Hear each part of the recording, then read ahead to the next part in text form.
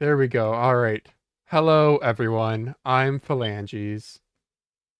I'm Fat Free Water. And I'm Windz. And I'm Daz.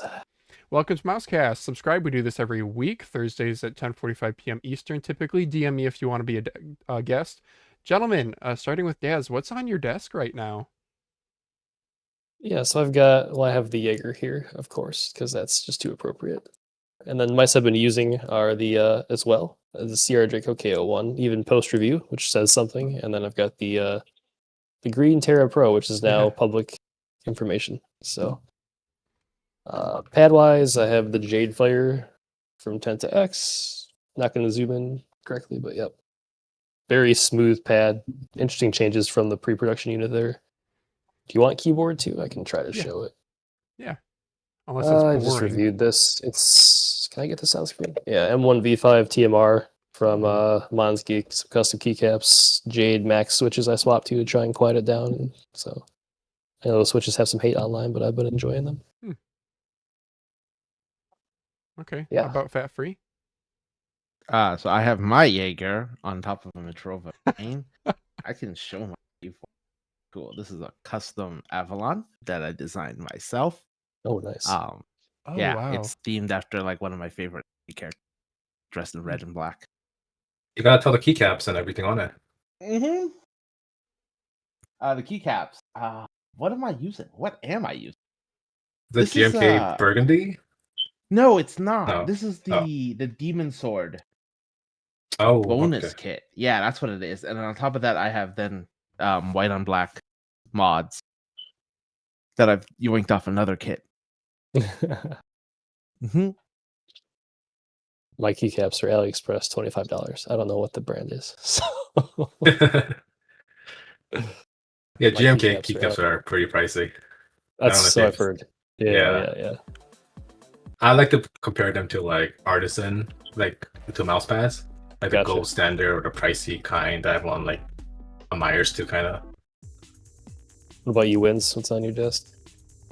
I am using Vane from Matrova for my mousepad. That's been my main for a while. I always come back to it. I have a lot of mousepads too, but I always come to Vane. I feel like it just has all the balance dynamic that I like. And I am using I got into fingertip like maybe a month and a half ago. So I'm using a Zywoo's Veneer Pro now. Ooh, nice. Yeah. And on the keyboard, I have the one we also created, the TKL Freedom, based off of the Gundam Freedom. And then it has a Venom 88 for Hall effect switches. yeah. And then I've been just trying out some different switches out, but like I find the Hall effect sounds are not as good as mechanical switches were. So I just put in this silent Matthew from AliExpress Hall effect, so just quiet people for me now. Gotcha. No sound, yeah. And for myself, I have a Jaeger, also very on theme here. Actually, a really nice shape. And then I have, It is. dude, I'm boring. I haven't changed my mouse pad, but it's so damn good. I even had a buddy came over this week and was like, "Yeah, that's impressive." PD170. Wait, where's the logo? I'm stupid. Oh, Right. how is that? 155. Sorry, not 170. Oh, 170 I 155, yeah. want. Yeah. I want the 170 as well. Yeah. I just ordered one Oh yeah. today. Yeah. Yeah. I they want the look XL, very good. and they're sold out on the US site. I'm not paying $90 for shipping to get it from the international store. Yeah, So One I of wait. Zero just got theirs from Canada, and I just bought it because they're Ooh, right nice. next door to me. Nice. So we did have one poll that I posted to Twitter, not on last week's Mousecast, but Mousecast is going to come to another platform, guys. Please Ooh. vote on this. I'm probably going to do Spotify, Apple Podcasts, and RSS. Let's see if anyone voted for anything else. No, not really. Spotify has it by a long shot, but I don't think Apple might be a pain in the butt. I think you need an Apple account, so maybe Daz could do that, maybe not. I don't really want to make this a ton I'm of work. working at it. Are you? Yeah, I'm trying to write an application to just scrape the episode automatically and then just upload it to RSS. Should be Dude, done that- tomorrow. So Really? Oh, dude, that would be I'm not ready. Let's amazing. be honest. Yeah. So Dude, thank you. Okay. Yeah, we'll have to touch base on that. Yeah, RSS and Spotify I wanted to do, but feel free to vote. I'm going to put this in the copy clean link. Sure. Put this in chat. I'll put it in the description after the show. All right. Well, why don't we start out with get to the interview finally. Gentlemen, can you introduce yourselves and what your role is at Project W, I guess? Sure, I can go first. Yep. I'm Fat Free Water. I'm usually design. That's mainly what I do. I don't have a background in design, actually. This is something I've picked up purely as a passion. My formal training comes in the form of biochemistry. Oh. But I very much do like design. I think it's amazing, how complicated things can get in just a blink once you start adding details to a body. And I focus a lot on technical, production, and manufacturing. So yeah, I'm Windz, and how we got this started, this company or the brand, is that we were. This is back in COVID times during custom keyboard, like I guess peak, you could say the peak era, when everyone was getting into like spending money on like custom keyboards or stuff there, because with the COVID, everyone's staying more indoors. So like I wanted to make my own custom keyboard to some degree, but I didn't know how to do any CAD work or design any. And then Fat Free Water was actually, I think, while working on a board, was it some Yeah, that was folding when I board? was talking about the Babylon. Yeah. Mhm. So he was working on a board, and then we're like, yo, why don't we like? He said he could like even customize it for me, and then maybe we could get that started. So that started out from there, and then I got some people from France, people who might be interested in the keyboard, and then we got a group buy going, and ever since the first group buy and successfully delivering it, we had done more group buys. We have other people who come into design, and we do the whole like logistics, the manufacturing for them, and do more group buys in the past. So that's how. So I'll say I'm more like not the designer aspect. Obviously, that's aspect, but I do more of the design, the concept, and then I'm also managing the socials right now and the marketing and everything. Like basically outside of designing, I would say, or the actual working in the program. Cool. Okay. Well, I think I'm gonna get started on. I will ask this last question, then I'm gonna get to one of the mod kits. Okay. So Project W makes mod kits. They have Jaeger and Opus that you guys will talk more about. I'm gonna build one on the bench behind me and work on getting that set up. But and then Daz will ask the questions. Maybe I'll read chat. And what is Project W? Tell us about the history. Tell us about your mission statement or your purpose in existing.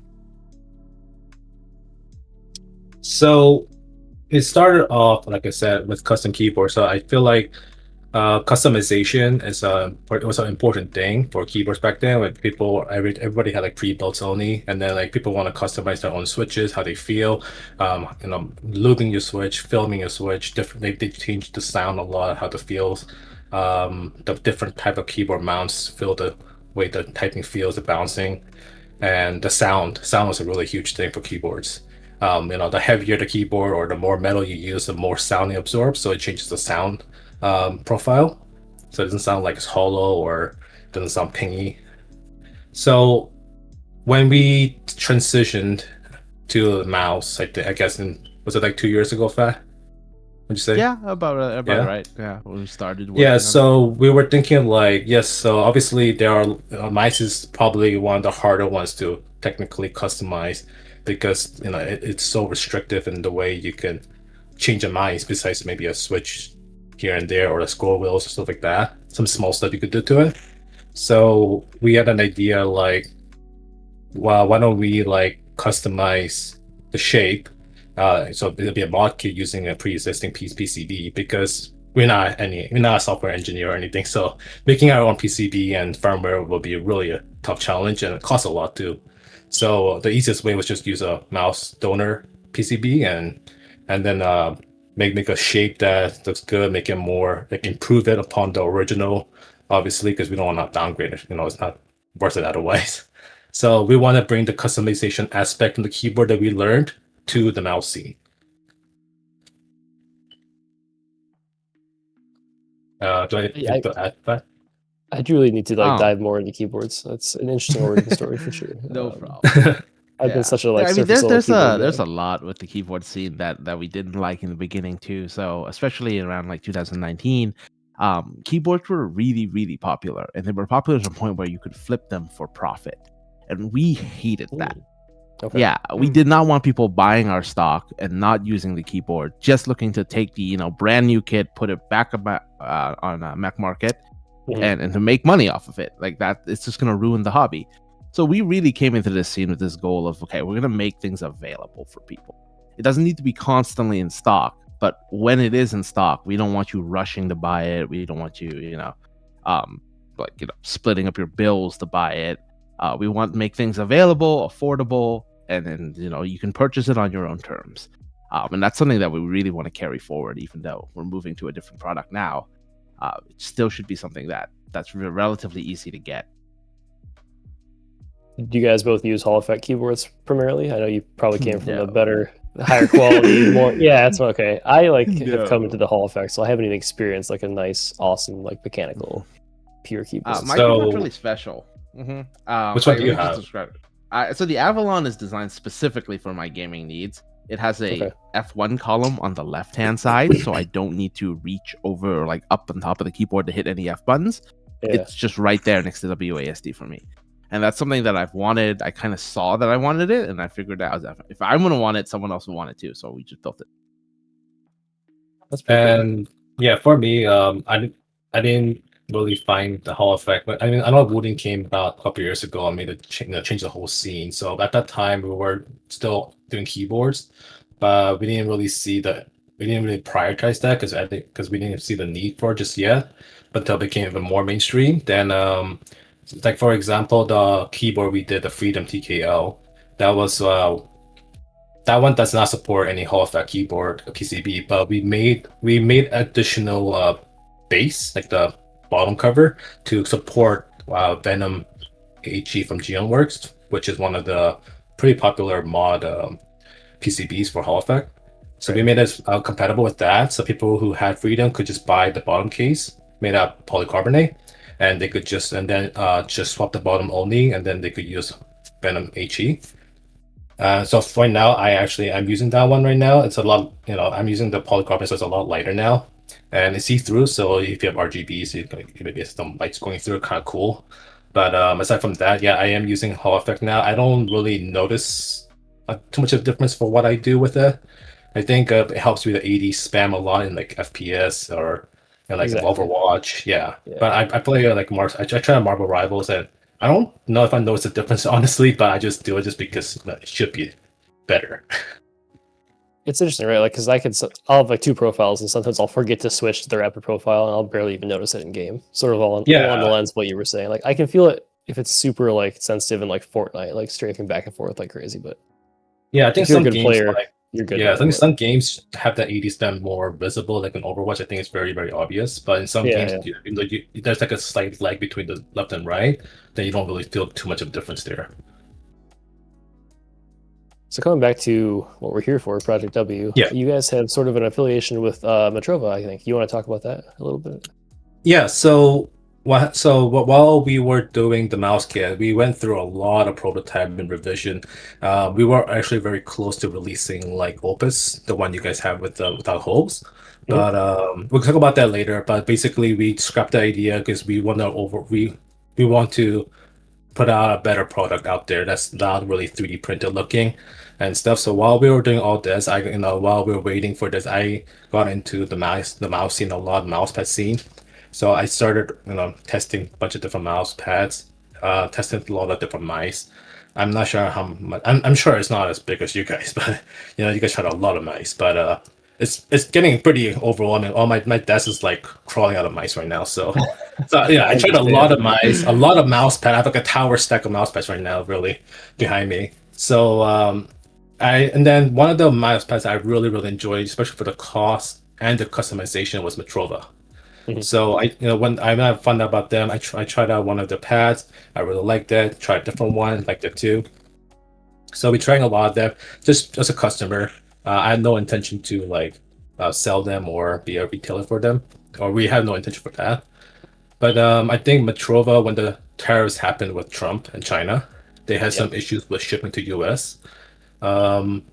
So we're we didn't really sell any, we were not retailers for any other brand or any product before that. So it was just mainly our own keyboard, our own mice stuff. But since the transition from keyboard to the mice, we haven't been selling anything or doing anything per se.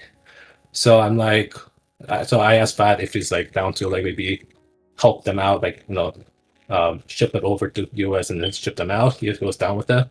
He actually liked the pads too, so it worked out. So I pitched the idea to Matrova and they were down with it. So that's how we became one of the retailers for them. That's really cool to give people more access to those. Yeah, I've tried a handful of them myself, and they seem to be pretty high quality, but I think the cost and the ability to customize them is just unique in the scene. And yeah, they have so many surfaces too. So yeah, that they're always changing surfaces or trying new stuff out. He always leaks some surfaces they're working on and the server. So it's always always cool to see the owner is really into the mouse scene to a passion. Matrova owns his own factory. So I don't know if you're familiar with Gion from keyboards. Gion works. I do know the name. Yeah.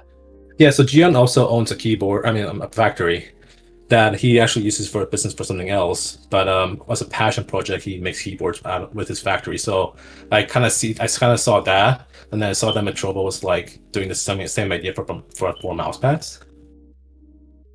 So it's coming from the right place, basically. Yeah. Yeah. So it's coming he there's no middleman, right? He's the factory owner. He's the factory. He makes the pads.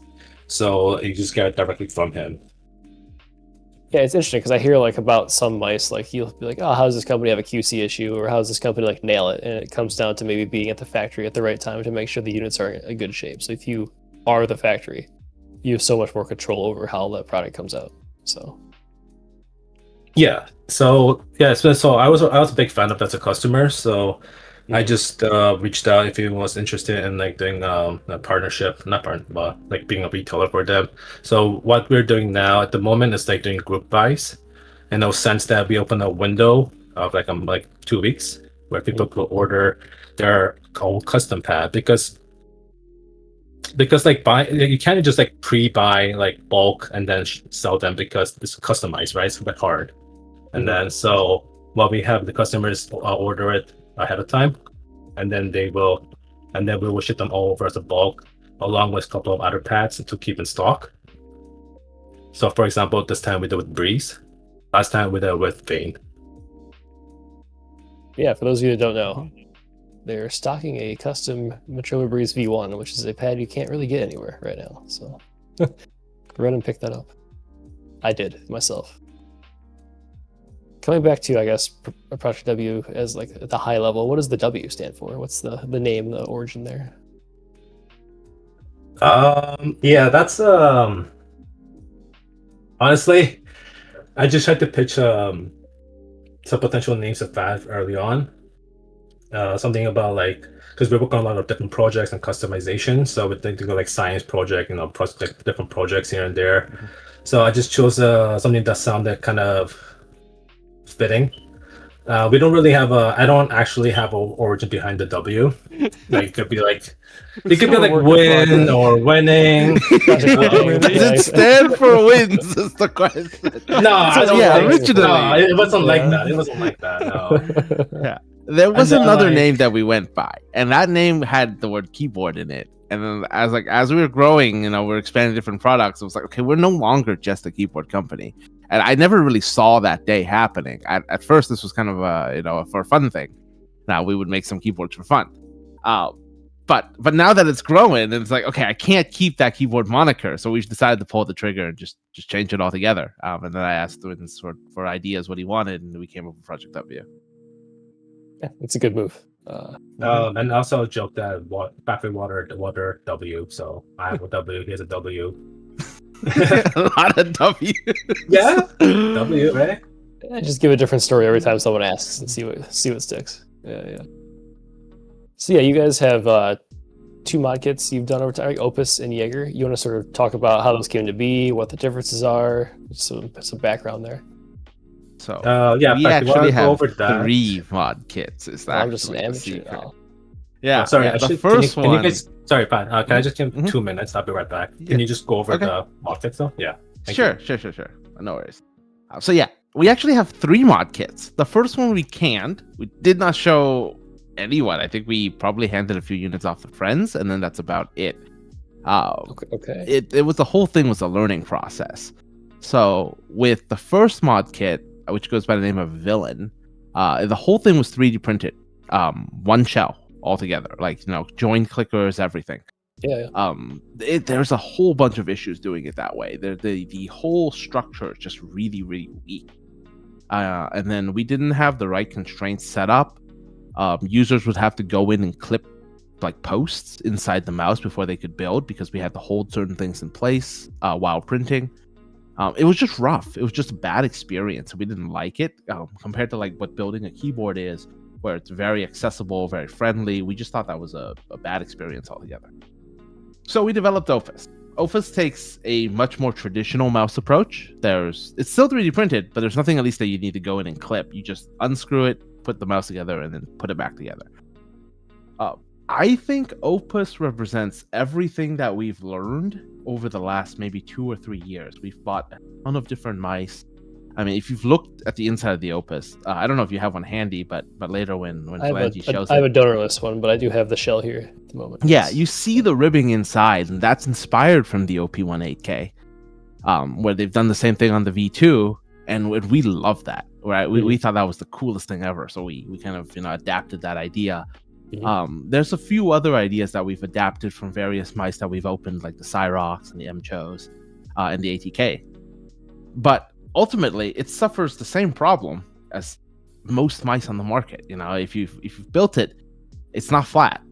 This was a really, really big issue at the time, because we're both of us are pretty enthusiastic about our pads. And while it's okay on cloth if the mouse is not perfectly flat, you definitely feel it a lot on glass. The moment you have a light mouse with good clickers and there's a wobble to it, every time you click, it'll just kind of buzz. So, combined with that, the 3D printed texture, I think I sent you guys the polished versions of the 3D printed texture. Yes. There were versions that were like painted and rougher. And we also put some through Cerakoting to see if that would kind of give a better hand feel to it. And it just really didn't, fit in terms of what we call a premium mouse. Didn't make me happy. It didn't make Windz happy. We were sort of making the Opus because we knew we had to make something to learn from the process of making things, but it didn't make us happy. It just wasn't quite the mouse we envisioned. And this is why we kind of designed Jaeger and how we got here. Jaeger is the mouse we envisioned, right? It's smooth. It's nice. It has a good hand feel to it. It's easy to build. And once you've built it, the structure feels amazingly solid. It does. Yeah, and getting here took a lot of time, and we were more than happy to pay the price for it, because it meant that much to us that the mouse had to feel good. Yeah, I don't want to sell a mouse that's okay. That just felt really bad. So that's kind of how we got here. Opus is free. If you'd like to follow along, you'd like to play with it, you want to see what I'm talking about, anytime you buy a Cyrox V8, we're giving them out. You just tell me what you want, and it'll just ship with your mouse. You don't necessarily have to use it, but it is a fantastic example of how to get started if you're looking, at mouse design. Just to be clear for the audience, Jaeger is the one with the holes here, and Opus is solid. I know you said that earlier, but I just want to explicitly remind people. Yeah, sorry. No problem. And then are the shapes identical on those? Yes. Okay. Jaeger is slightly more refined. Okay. What we found after making Jaeger is that Opus actually has a very small asymmetry to it along the curve. It was just kind of happened with the shape gen that this wasn't perfectly symmetrical. So we sliced the model in half and then made it perfectly symmetrical. Oh, there you go. Yeah. I'm looking at it now, trying to see it. By chance, is it this side of Opus is not symmetrical, the right side? Yes. That is exactly it. I can barely feel it. I wouldn't be able to tell unless I A/B tested, but yeah, I like Jaeger more personally. Okay, that's cool. That's good to know. Yeah, Windz kind of felt it too, like he was suspicious. And I was almost certain that there's nothing wrong with my model. I'm pretty sure I generated it correctly. And then once we overlapped the two, it was like, oh, there's like a very slight little bump. Yeah. It's an aggressive shape for the audience there. It's an aggressive shape. So it's mid hump. It's kind of small, medium size. Forward bias side buttons, very nice. They have their removable base that I'm sure they'll talk more about. The pink here is the substructure. Again, this is Jaeger. The top is MSLA printed, though we'll get into what the plans are for the future with that. The bottom and the red part here are FDM printed. So the removable base, you can have different skate options. Easily, swap them without doing a Matty OW owning 3 GPXs each with different skates. The MSLA printing is actually this is really grippy. It's like a satin finished mouse. It's rather unique. And then it's satisfying in hand. Yeah. I don't know. How would you describe it? It's like a little sticky in a good way. Like you could have a sticky mouse, but it's grippy by default, even if your hand's not super warm, which is nice to see there. And as far as the removable base, I've removed the base about 100,000 times in the last 5 minutes, just like a fidget toy almost. Yeah, it's solid. It's impressive how you guys have gotten it. Yeah, so flat because it just snaps on so cleanly. It does. You got to kind of hook it in the front so it feels rather secure, more secure than you think. I mean, I don't know if this is coming through on camera, but it really, the magnets really latch on well. And the clicks feel very nice. I'll be honest. We put a couple shims in there, and it's very clean. Yeah. The included shims are these silver pads here that are very reflective to the camera. But I'm gonna go ahead and start. Shimmed. Yeah, what'd you do, Dad? I never shimmed before. You came over and helped me. Well, you were gonna help me build this, and then I ended up. You basically made me do it all myself, but you did assist. But it's the first time I've really assembled a mod kit or used shims, so it was a nice learning experience, and yeah, it was insightful for me. Anyway, I guess so. You have two different donors. How did you select those PCBs? What went into that whole process? Dog, I'm sorry, honey. I'm sorry, no. The donor process, the first one, the Cyrox, was suggested by one of our members, community member. He saw the Cyrox come out and he's like, yo, this mouse is really cool. There's all this new tech in it. 8K polling, whatnot. We were working with the G305 before that. And he really urged us to swap if possible because cost was about the same. And it was just a better more updated profile for the mouse. So we pulled the trigger, decided to swap over to that. And then that's kind of when Windz got more involved. He decided to choose his own PCB. He started looking into what are the different chips that people were using? What does 8K polling actually mean? And how does it affect latency? And that's kind of where we came up with the MCHOS. The MCHOS has way better latency than the Cyrox. Same chipset, same polling, same sensor. It's just the latency is just faster. And MCHOS has been known for this for a long time now, a few years now. But recently, they actually just discontinued the L7, which is why we're actually looking to add a few more donors to Jaeger because we wanted to keep it accessible. And we don't want people out there buying secondhand mice just to tear it apart. I mean, I think that's a little limiting on how many you can get. So while it's discontinued, I think we're looking at swapping to the ATK F1. That's another very, very modern mouse with I think Windz likes that chip a little bit more. It's a little bit of a newer MCU compared to the Cyrox. F1 or F1V2? Because F1V2. Yes, it has the F1V2. Okay. Because MCHOS rocks the Realtek chip, and their performance on the Realtek is shockingly good from MCHOS. You're right. Yeah, it shows up in the mouse tester as well. Yeah. And with the F1V2, we're looking at the Extreme and the Ultimate models, not the Max. Yeah, the Max is really, really heavy. Yeah. Extreme has the 54H chip. I just sold my Ultimate literally 12 hours ago and shipped it out. Not because I didn't like it. It's very good, but I almost bought another one on AliExpress. So that one, that mouse is so good. The first time I opened up the F1, it was just so much to learn inside with the way they've done things. Very, very down to earth production and down to earth design. Yeah, no like weird weight cutting costs that they've done. Yeah, Just it's interesting everything by the because books. ATK was like the budget kings when they came out of the scene, and like their prices have gone up a bit, but I feel like there's some justification because their QC is tightened and their engineering process seems to be pretty on par, and they've got the new chips and all that stuff. So I've been very impressed with my ATK mice. So Yeah. like you're headed in the right direction there. Yeah. Windz, are you back? Yeah. Sorry, Do just you want to elaborate more about donors and future donors, what you're looking at? yeah. Sorry, I just got stuck just recovering from like cold or something, so I just felt really nauseated and had stomach ache just now. Yeah. Still feeling it, but so what were we talking about? Donors. Like what chips are you looking at for future donors? Are there any like specs Yeah. that you really want to see? So we started from V8, right? So originally I wanted something that was like dual AK polling, wired and wireless, just because I have the thin cables. So sometimes I like to just use a wire just while maybe even something remove the battery to make it lighter, just to see how it feels, kind of stuff. Yeah. So I was looking into that. That's why we came across MCHOs. The reviews were really good. The latency was really good. The dual AK polling. But then they discontinued it. I think I probably talked about that already. And then so then at the time the new 54 Nordic chips came out. So we wanted a chip that we wanted an up-to-date chip, so it's ideally 54 now for Nordic. Dual AK polling, I think it comes with that chip nowadays. Switches.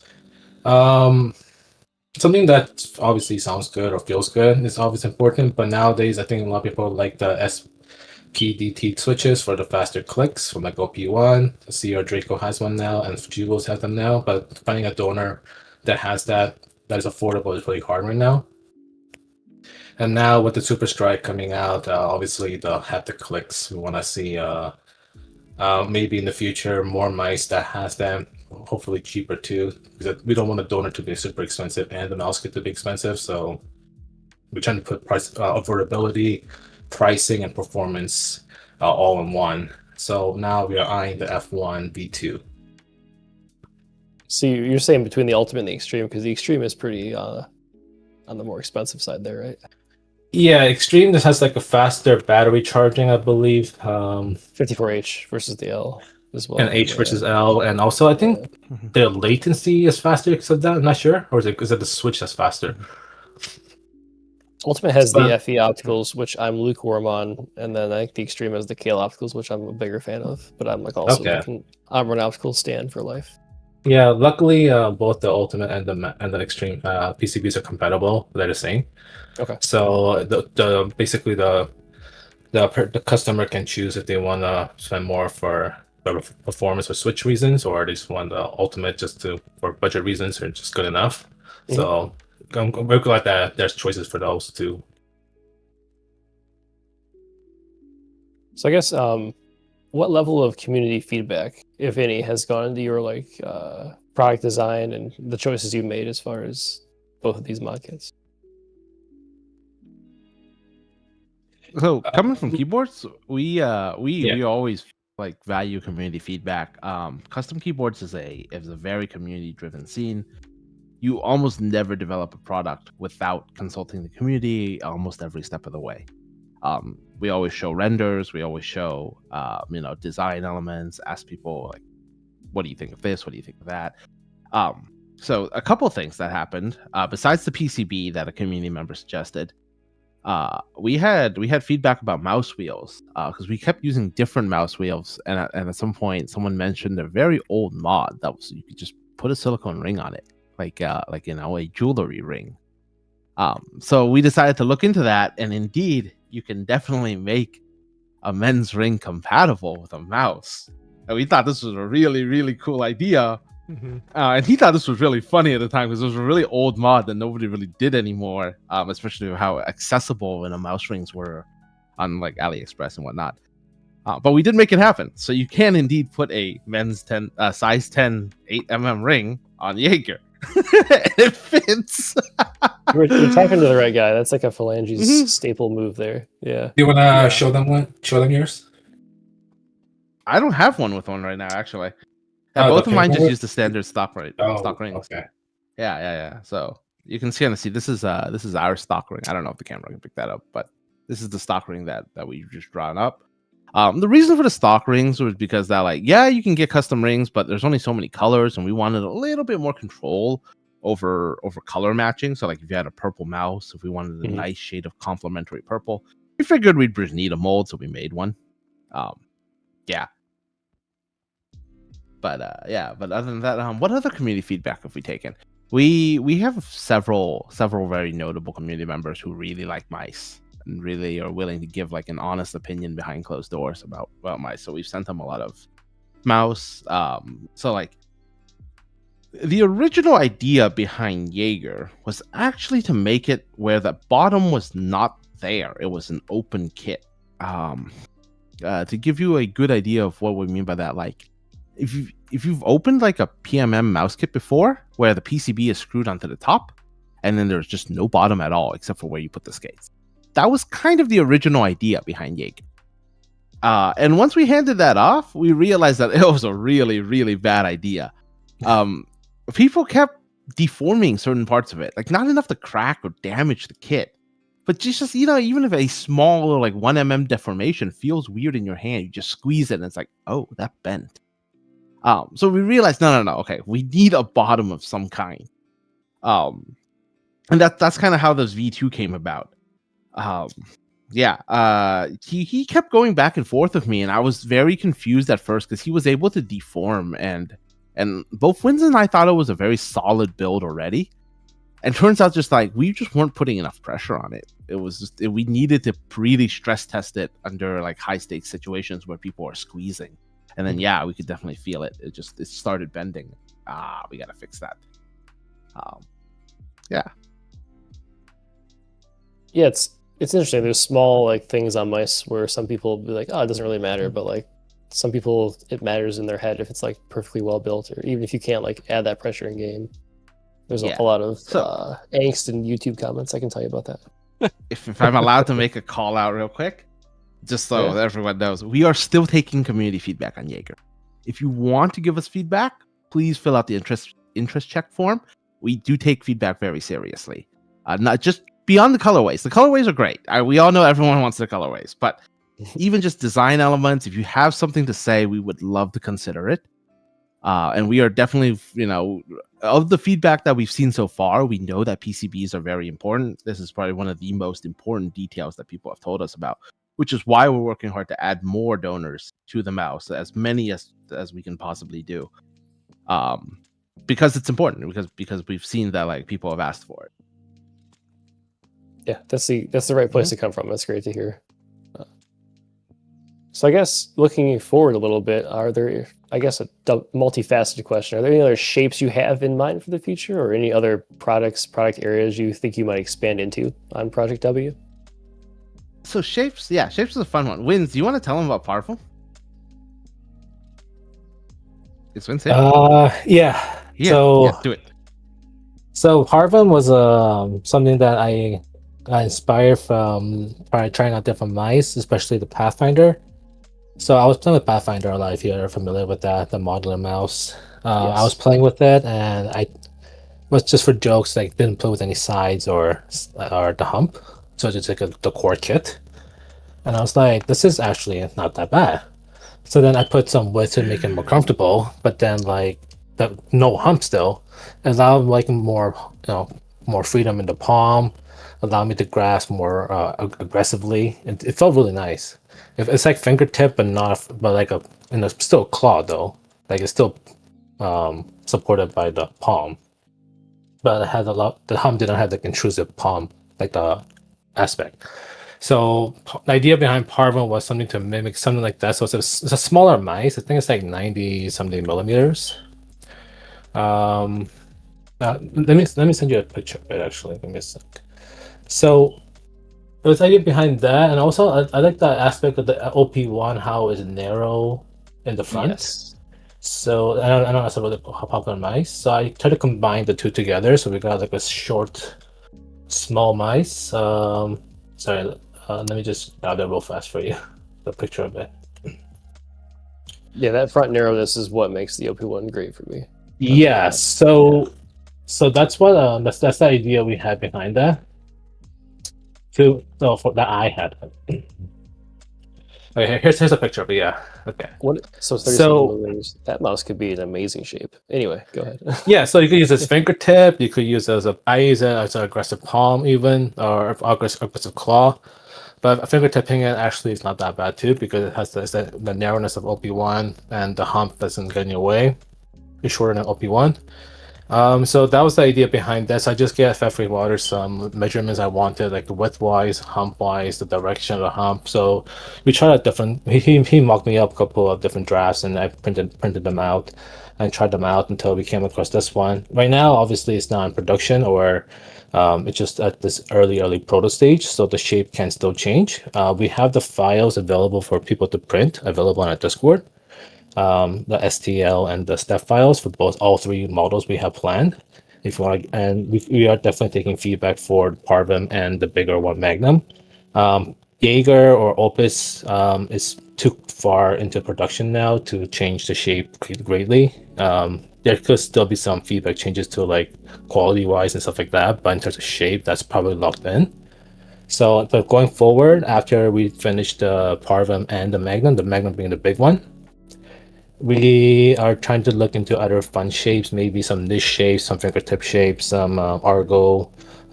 We don't know yet what we have in mind. But basically, I want the shape to be something that I or Fat likes personally, something that we can see people enjoy before we put it out there.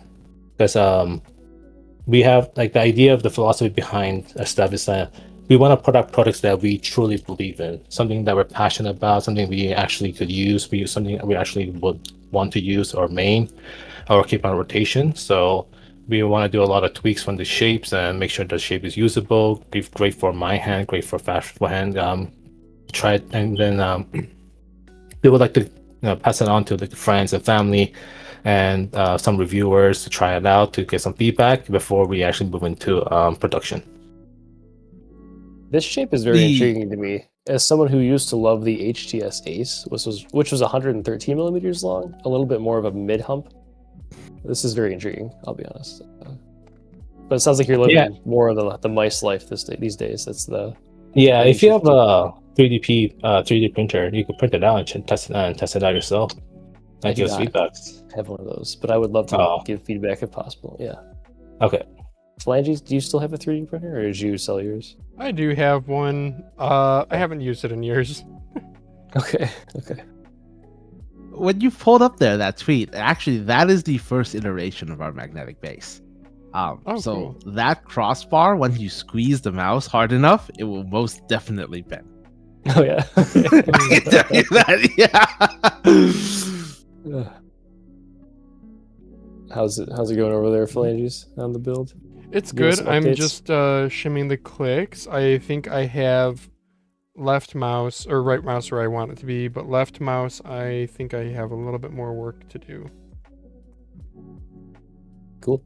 But yeah, I mean, it's gone pretty smoothly. The side button PCB went in super easily. There are instructions on the Project W website with pictures, I believe, right? Yeah, for Opus, yeah. We've gotten pretty far into development with Opus before we decided to pull the plug on that project. Make Jaeger. We were trying a whole ton of different finishes, and took about I think we were producing units for about a year with nothing making me really happy with how it turned out. But the mouse works great. I genuinely think the mouse works pretty good. So I guess circling back a little bit more to the business side of things, what's been the hardest part of basically taking a mouse mod and turning it into an actual functioning business? What have been the challenges there? There's quite a few things. it's really the hardest part for me is probably understanding how to work with plastic, as especially it's coming with someone not trained in design, and then just starting off with metal. You get used to working with metal. Metal is very friendly. It doesn't bend. It doesn't like to shift or morph out of shape. You don't have to worry about those things. Screws go into metal and they hold. You don't have to worry about stripping or putting too much force on things, or even just like, oh, my screws have uneven torque, because metal really doesn't care about those things. So that's what's nice about custom keyboards, is they come out relatively flat, even if your screws are all over the place in torque. So that's why we can build them with a hand screwdriver. Whereas mouse is different. If you put a little bit too much force on a screw, you could risk stripping the plastic. If your screws aren't all the same torque, sometimes you'll warp the base, and one corner will be slightly higher than the other, and it'll rock on a glass pad.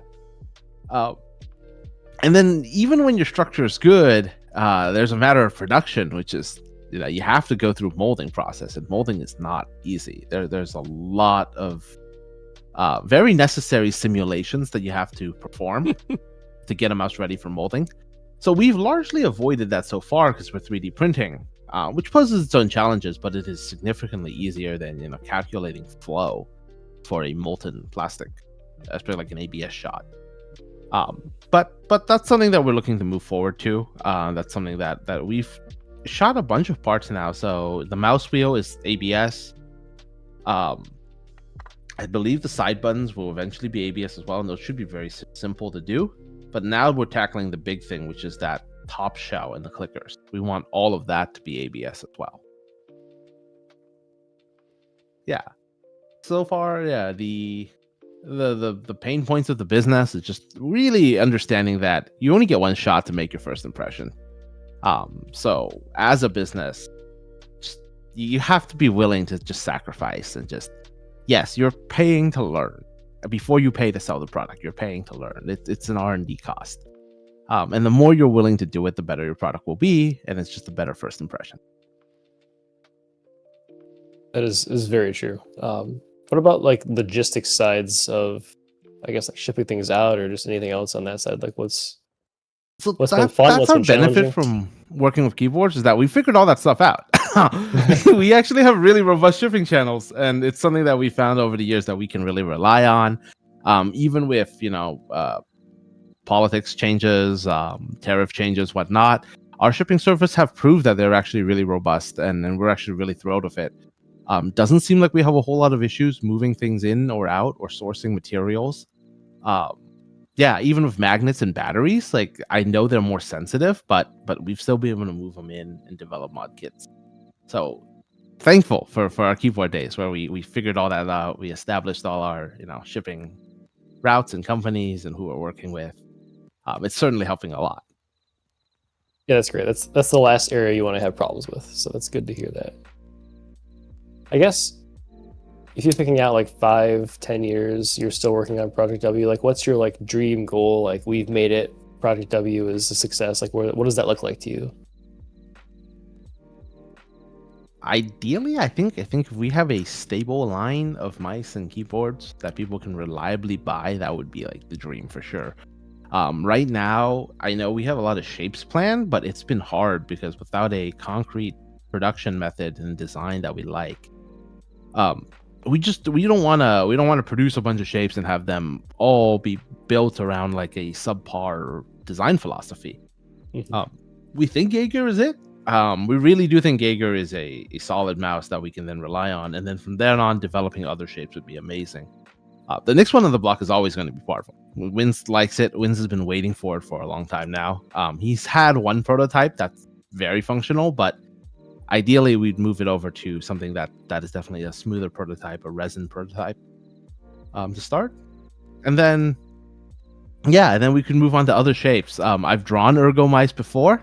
Certainly needs a little bit of work, but it's a first attempt at trying to get it out there. The other thing I really want to do is more like a MX Master shape. It won't be 40 grams. There's no way. I can't do it. But I can do like 60 to 70, which is still significantly lighter than the MX Master, right?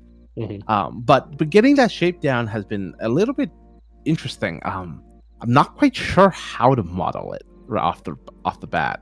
We've tried a couple things. I have some initial renders, but not perfect enough. Yeah, the curves are not smooth enough that it makes me really happy yet.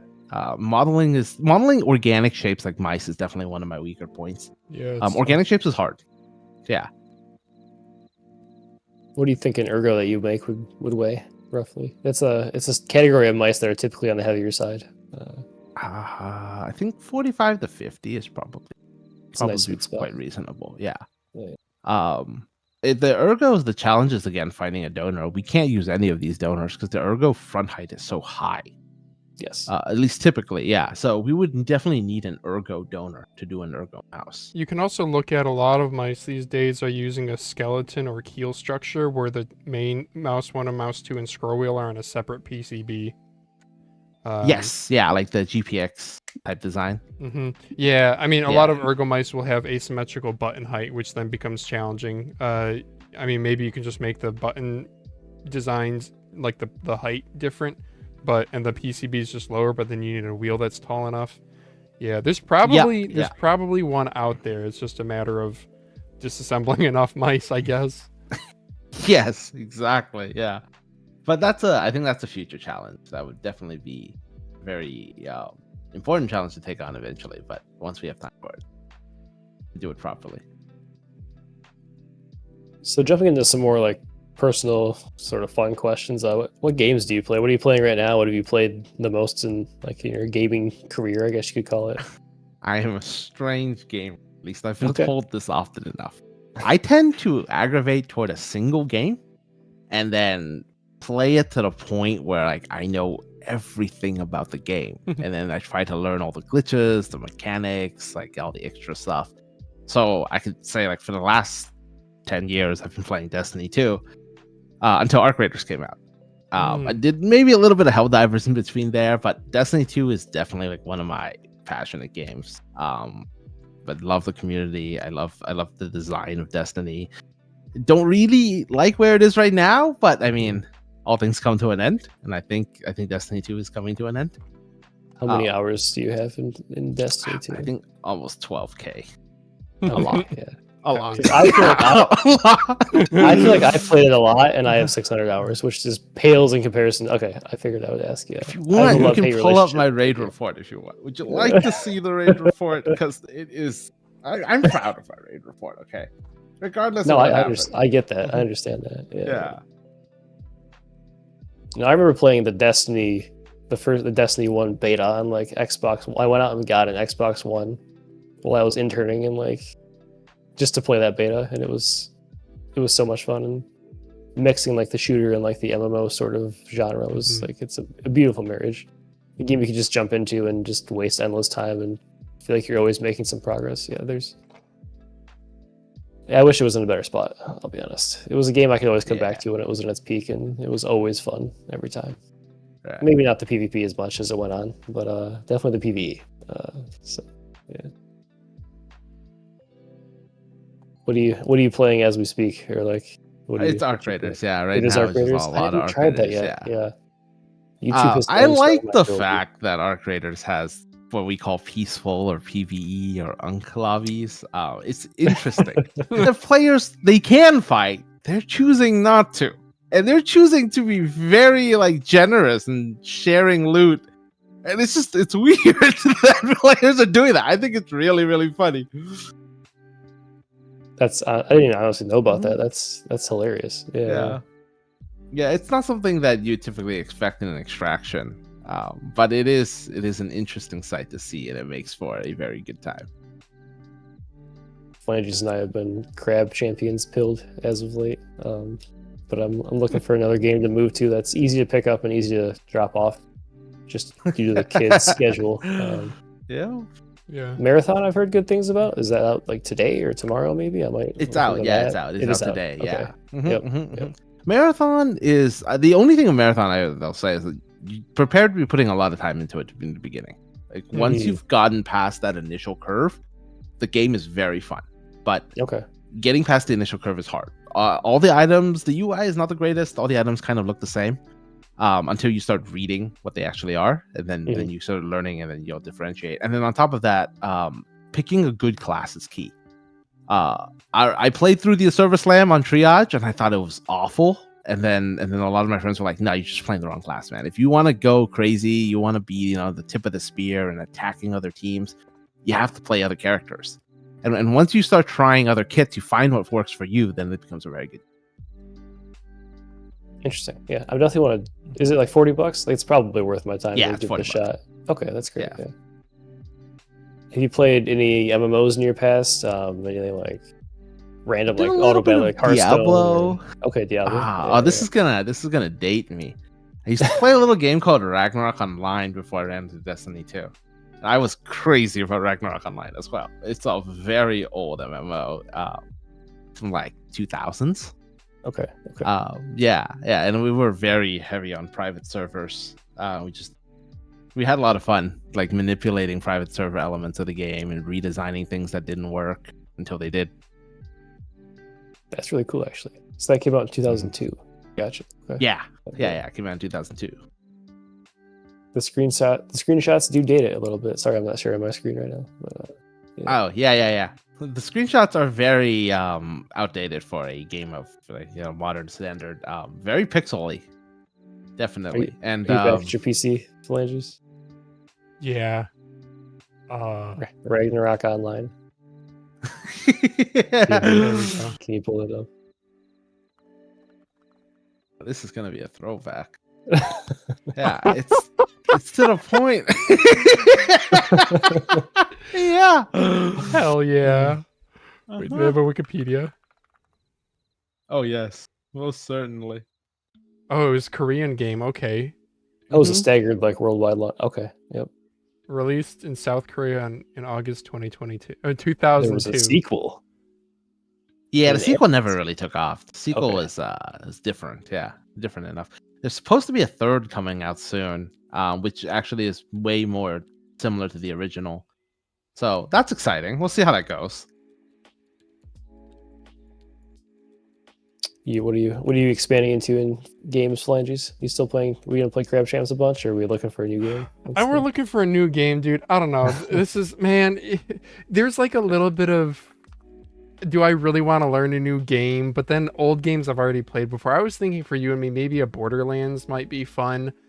You and I both, I think, hello, webcam focus.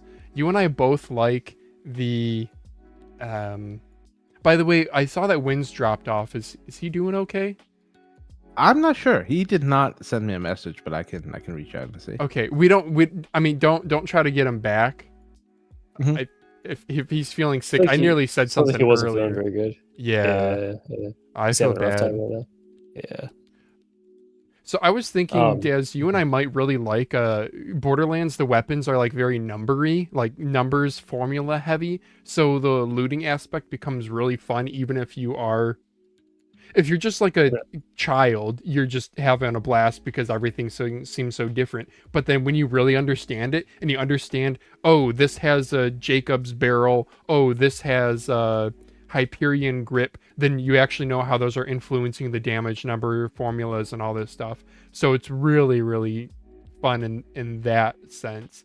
But it's also, I don't know, it's not quite as It's constant goofy. It has like combat. a personality. I love It a looter does. shooter. You do? Oh, Destiny. then we should So, try it then. Yeah, I would love to play Destiny too. My brother-in-law plays the shit out of it. Borderlands 2 is incredibly fun, really, really good story, but it's not as constant combat as Crab Champs, so we would just have to be okay with that. I've played like a few hours of every one of them, and that's as far as I've gotten. It's way more fun some with a reason. person. Were you solo? Yeah. Except for one of the games I was solo, yeah. And Okay. then I think Fortnite overtook Borderlands 3 when I played it, so Yeah. go figure. Do we want to continue with the interview questions? Yeah, we were on 15 there. Okay. What do you do for work? Yeah. Is this your full-time thing? It is now. Before this, I was a game designer. Oh, cool. Before that, I was a actual lab, the lab technician. Yeah, Wait. like doing biomedical research. So you went from biomedical research to game Mhm. design to your own Yeah. business. Right. Yeah. Oh, that's cool. I did not like the heart of game design.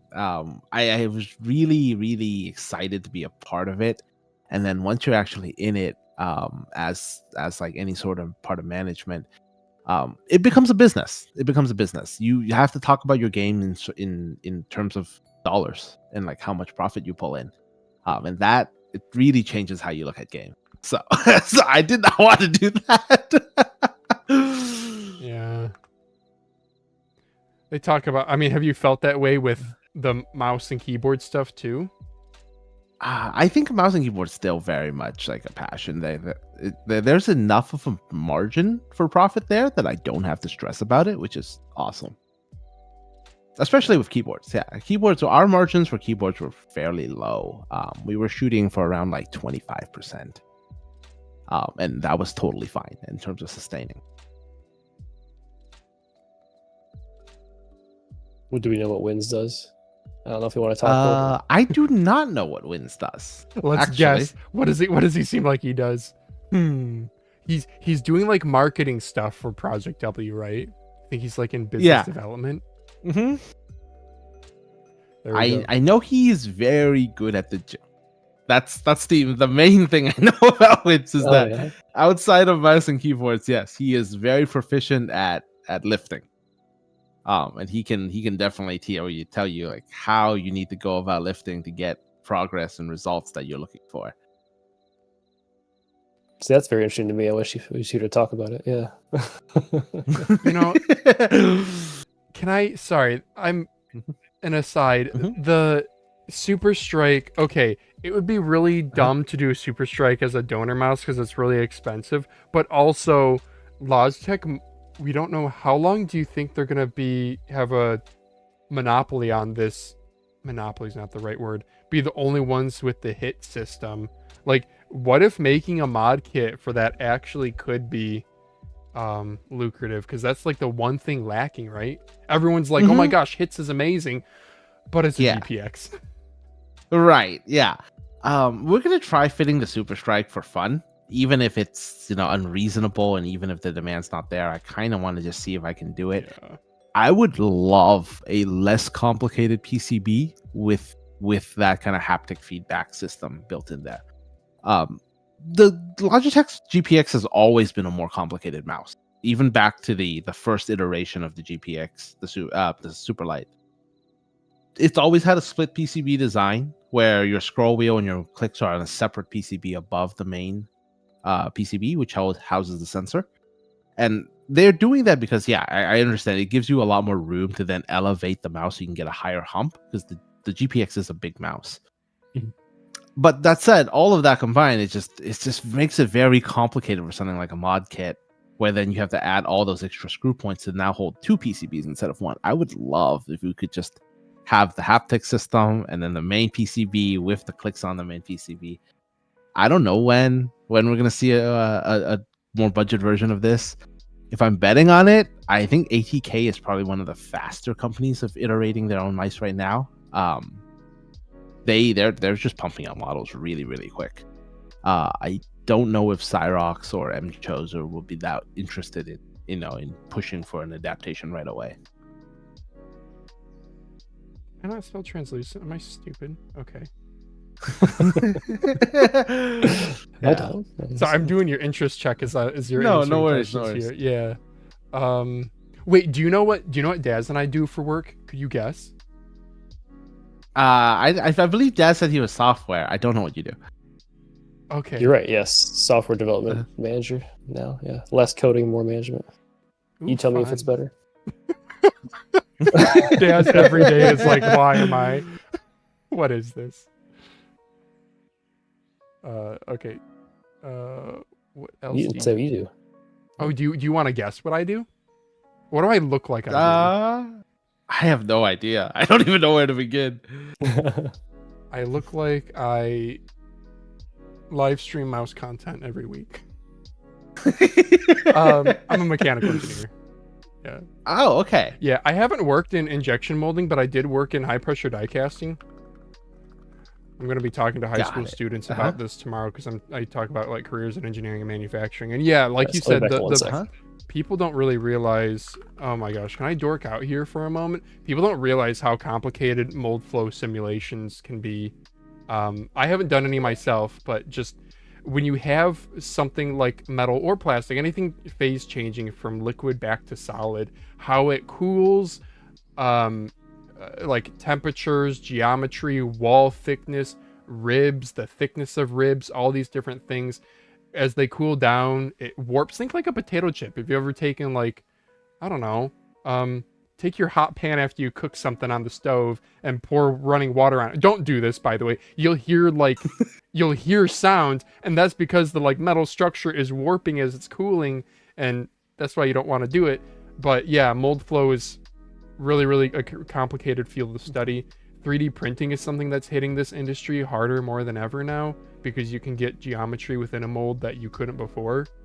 Sorry, just to be clear, this is so like here's a part. Let's take sure. Yeah, Oh, what's the difference between die-cast, high pressure die-cast and injection molding?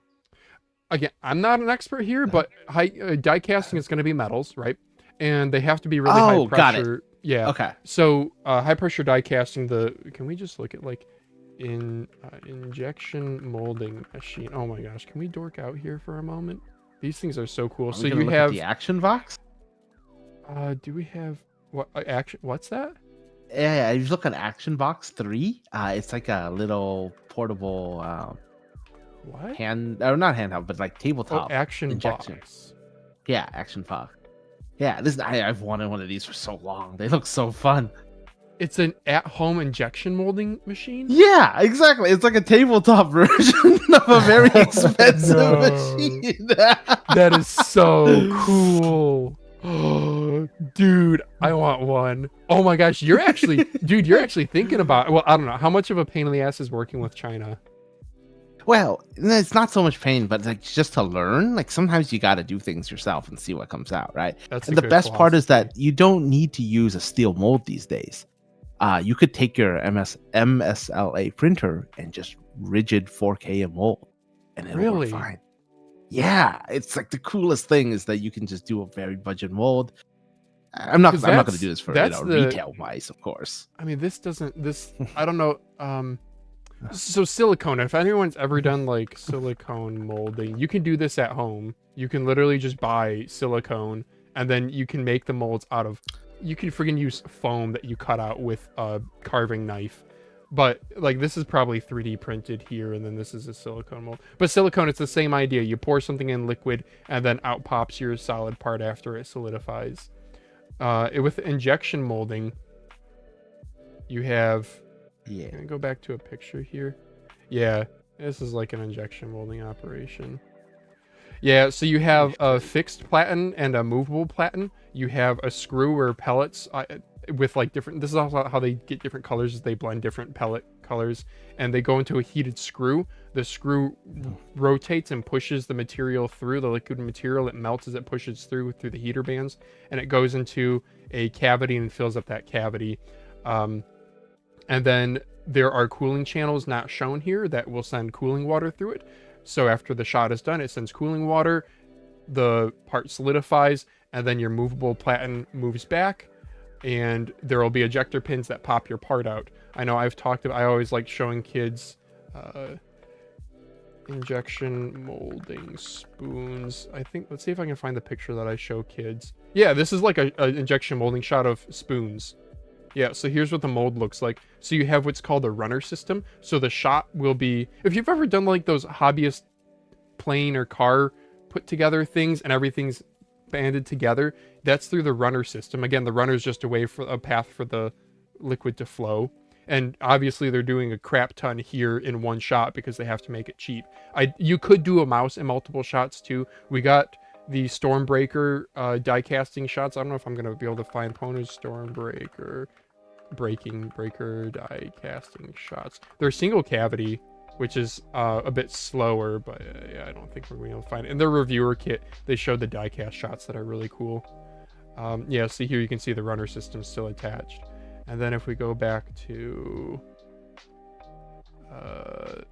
this, you have also a overflow points too, because you want your mold to be filled with the liquid and no air, because air has to go somewhere. So there's usually vents off the top here. So like this, I don't know what this is, like a transmission housing or something. Your shot comes in, it flows up the runner system, fills the mold, and as it fills the mold, it's cooling, and then it goes up through into the overflow cavity too. And then all of the stuff is cut off via a machine, or people will break it off. And that's why at the end of a spoon, you have a little nub at the end that's called I think that's called the sprue or something.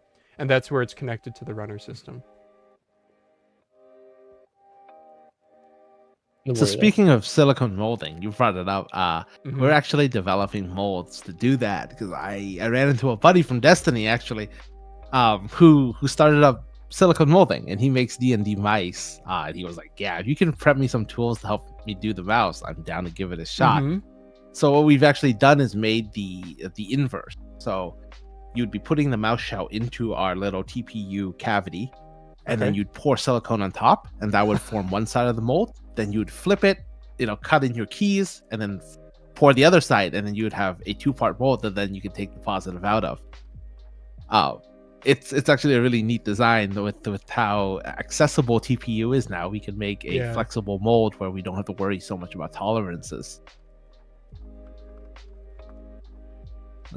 TPU molding. Well, we want an actual TPU mold. So the idea is, like, if you've ever anyone who ice cube trays that are silicone, right? Cube tray. How do you get your ice cubes out really easily? If it's silicone, you just kind of bend it; they just pop right out. Yep. So is this then to grip the mouse better? The silicone? So if you look at the pictures I sent in the group chat, you can actually pull up the exact molds that we've made.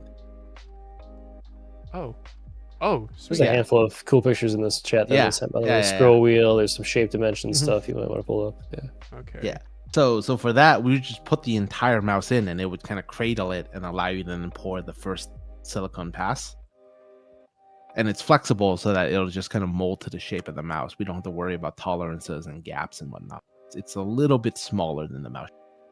I see. Okay. So So and then you take the mouse out when you're done, and you have. Yeah. Okay. Exactly. And then you got your 2 parts, and then you can just start pouring. So this is gonna be a little fun side project that we're cooking in the meantime. Obviously production is really small for this. These are massive molds, and the pressure pot's only so big. So the production will be very limited. But it is fun. It is fun to just understand the process, to see it for myself. And just the ability to work with someone that I used to play games with is just wild. I think it's such a neat concept. Yeah. Okay.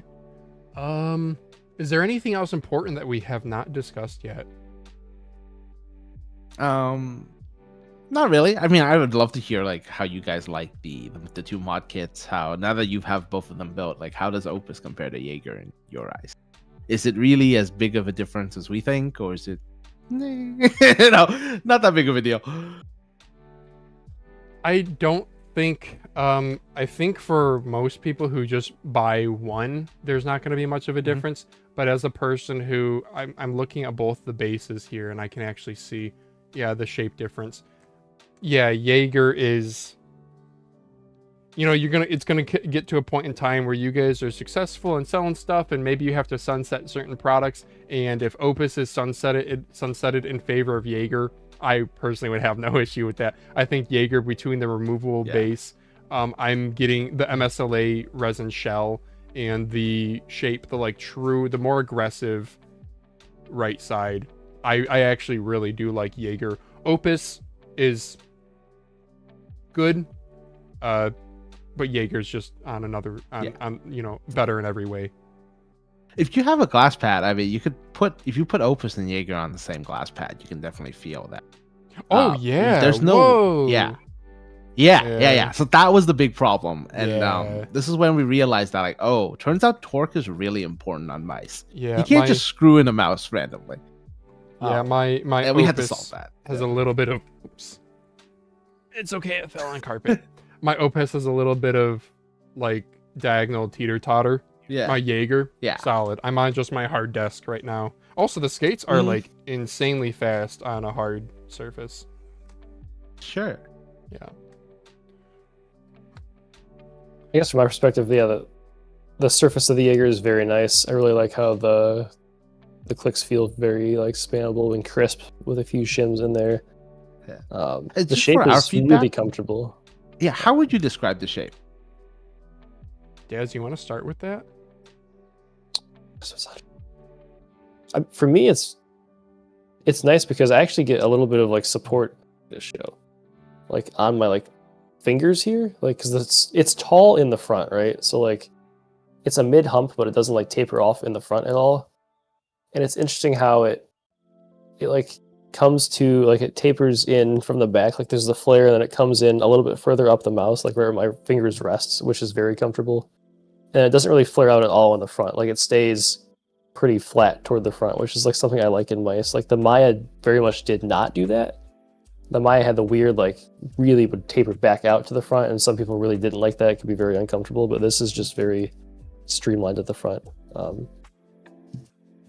mean, it reminds me of some like almost like a bigger HTS as far as like the hump profile goes, which is something I like, where it's not like a super long mouse, but there's enough presence in like this part of the mouse to really like fill your hand out, even if you have like I have 19 by 10 hands, but this doesn't feel like too small for me at all. Like I can fit it perfectly in this psychotic tilty grip that I have here. But yeah, I could go for like slightly lighter side buttons and a slightly more spammable mouse scroll click would be like the two like potential improvements, but those aren't really bad either. Like for my purposes, the side buttons are actually pretty good because I'm not like spamming them like crazy in Fortnite, and like I honestly don't scroll click too much. So like the two things that aren't like pristine on the mouse, they don't bother me at all. So like I've had a great time testing it, and also these skates are very nice.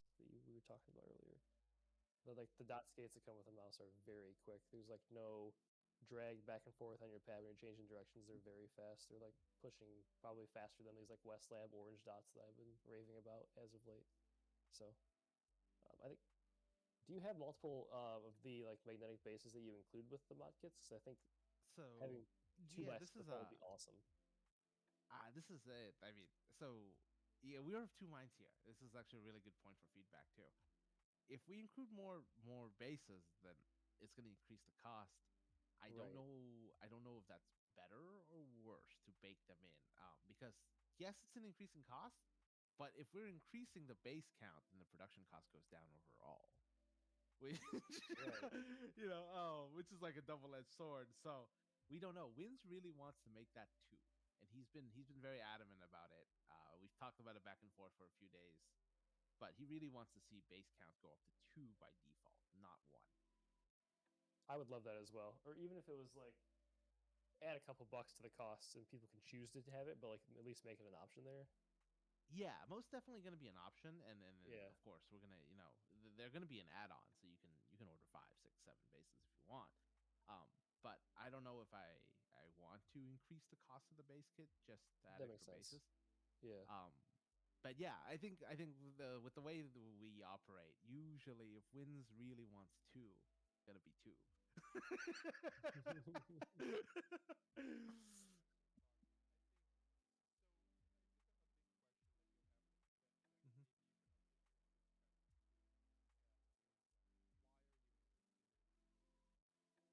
Mhm.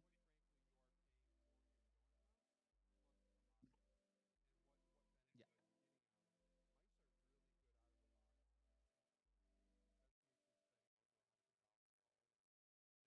Mhm.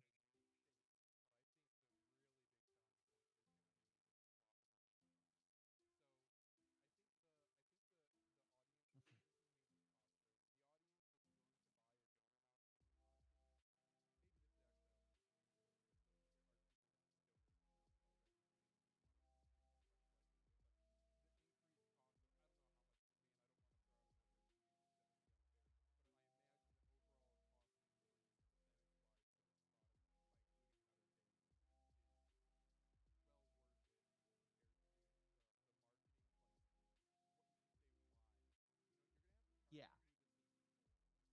I think we Mhm. lost audio on the stream, by the way. Yeah, Windz was saying it, and yeah, it's like impossible to hear anything. I don't know if you like bumped your desktop volume somehow, but like it's like pretty much muted.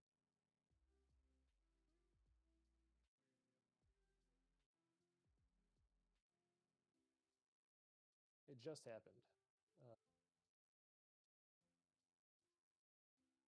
It's like across the board though, not just like one person or just like the microphones. Okay. This is an issue. I'm gonna try boosting it in OBS. I'm gonna try boosting it in OBS. I don't really know what level I had it at before. Right. Check, check, check. Yeah, what the heck? Okay. Okay, better. I It's might have fixed it now working. Yeah. I don't know. Okay, for whatever reason my audio sliders got bumped. I don't think. Did I click them? I hope not. My bad. I don't remember what my desktop audio was at. Better, thank you. Okay, guys, let me know how it is because desktop audio is separate from my audio. So if they're really quiet, let me know. So I think you guys have to better define who this product is for, and then from that you can determine if you want to have 2 bases or 3 bases or 1 base. Yeah. So in the interest check, there is a part where I asked like to rate features, and bases does score higher than neutral. It's interesting. The highest thing that we've received is PCB donor options. Everyone wants a good donor, and good donor is subjective based on what you need. But it seems like having good donor options is the most important thing, and then after that comes magnetic bases and the reinforced threads for building. Yeah. Yeah, the threads are a good thing. And I want to throw my hat in the comments on shape. So I would describe the shape as pear-shaped when you look at the bottom. So like Daz says, you have a pretty flat front, and then you do have hip flare. With the sides, and another mouse that does pear-shaped very obviously is a mouse that nobody has used, but this is the Red Dragon G49 or M9, whatever, I don't know. So this hip flare, very flat sides. This, the major difference I find, let's not talk about humps just yet, just the sides. On something like this, you have very vertical sides, like an OP1. On Jaeger, you have angled sides. So think like a Viper Mini, but instead of it flaring back out in an hourglass, it continues forward. There is a slight amount, very slight amount, that obviously you'll feel if you grip really far forward. But when you have a hip flare out like this, that encourages you to grip forward of that flare, right? You're not going to grip, you typically grip at like the narrowest point. And the narrowest point here, you have a good amount of angle. It's just a very aggressive, like, pinched shape. I aim very well with this. Using it for long periods of time at work, I do get a little bit of fatigue because I have larger hands, and this is more of a medium-sized mouse. The hump, it's a mid-hump. The rounding on all the cutouts here is very nicely done, so this doesn't at all don't bother feel... my hand at all. Yep. Yeah. Side buttons, they protrude a good amount. They are a bit on the stiffer side. Some people like that to avoid accidental presses. Some people don't like that because maybe building in Fortnite, you want to be able to spam it faster. Yeah, middle mouse scroll feels good. That's determined by your encoder. Yeah, maybe there's a way to improve the middle mouse click. I mean, that seems pretty much PCB dependent and like switch dependent, but I think there could be a little bit of improvement in the side-to-side play. We see manufacturers, they'll have like guides. I can't see them here, but they'll have guides towards the front and towards the back to help limit side to side. That's not a problem on this one. I don't have any switch grinding on my unit nor on Daz's unit. It's a good Omron optical implementation after shimming. Obviously shimming is something that not everyone's going to love, but do you plan on the production version it just being plug and play? No modifications? I thought shimming was cool. This is something that I wanted to revisit with Windz. I do know that the shims need to be cut down to size. So that's definitely the Oh yeah, you saw me doing we that. cut them in half. Yeah. But beyond that, I don't exactly know. I know that we can make it an option, so we can have it as plug and play or shimmable, because the piece inside is adjustable. But I thought that aluminum foil shimming was something that people already did to a lot of mice as a mod. I could be wrong. I think it's more fixing mice these days.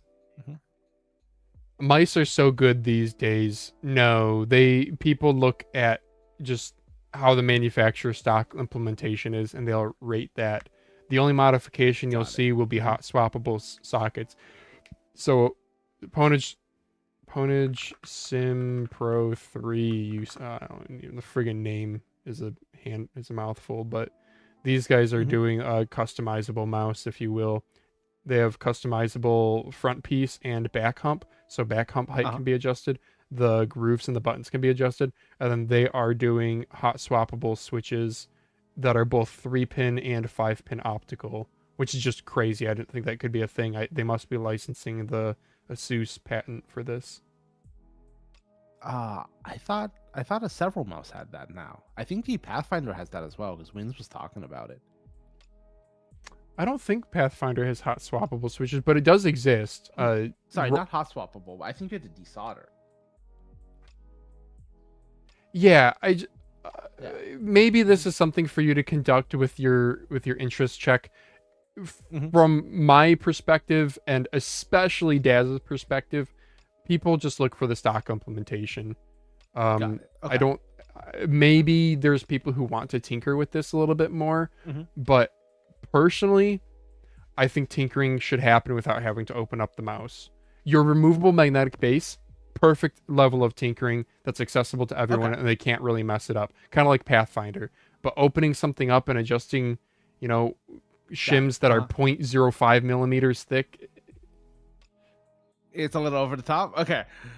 Personally, cool. do your That's interest good check, feedback, yeah. because this should be, marketing 101. Who is this for? Yeah. Okay. Yeah, Sensor Present. Yeah, they do a really good job with this stuff. I really want to get one. I got a DM from you. Do good. Okay. eBay. Yeah. Oh, was it the $80 one? It was that one. Yeah. Wait, did I put? I don't know. I buy so much crap you link on eBay, dude. It's a problem. Stop doing it. The deals chat is join our Discord. Our server. Yeah. Yeah. Oh man. Okay. Do you have? Yeah, Fat Free. Do you have any questions for us? This is my worst question. No, not really. We can. Yeah. No, I don't really have any other topics in my head. Was there anything else that Windz wanted to? Yeah, did he say anything? Let's see. I know he asked me to talk about the shape. Poor guy. He's flu. Oh man. Yeah. Oh, I'm this just over here poor trying to order a guy. PD 170 from 1of0, and they canceled my order. Not sure if because MousePad shipped to US or what, but Yeah. Sad life. I will get that pad. I've heard so many people just glaze the crap out of it. I have to try it. Oh, here's I guess maybe one final question for you, Fat Free.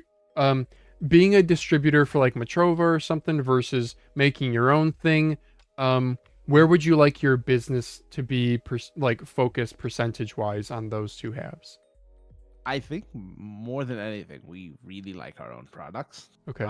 We don't mind distributing for newer products and startup products. I think it's a great spot to be in right now where we kind of have that option. But the control over just having your own product and being able to make sure that it's good, rather than just dropping something, pre-built is nice. Yeah, something I like. But there's a lot going on in the hobby scene right now. I know we're not talking just of Matrova, but there's like several other glass pads. We just shipped the Calamity from Vantage Pads, and I think we're about to do several more in March and April.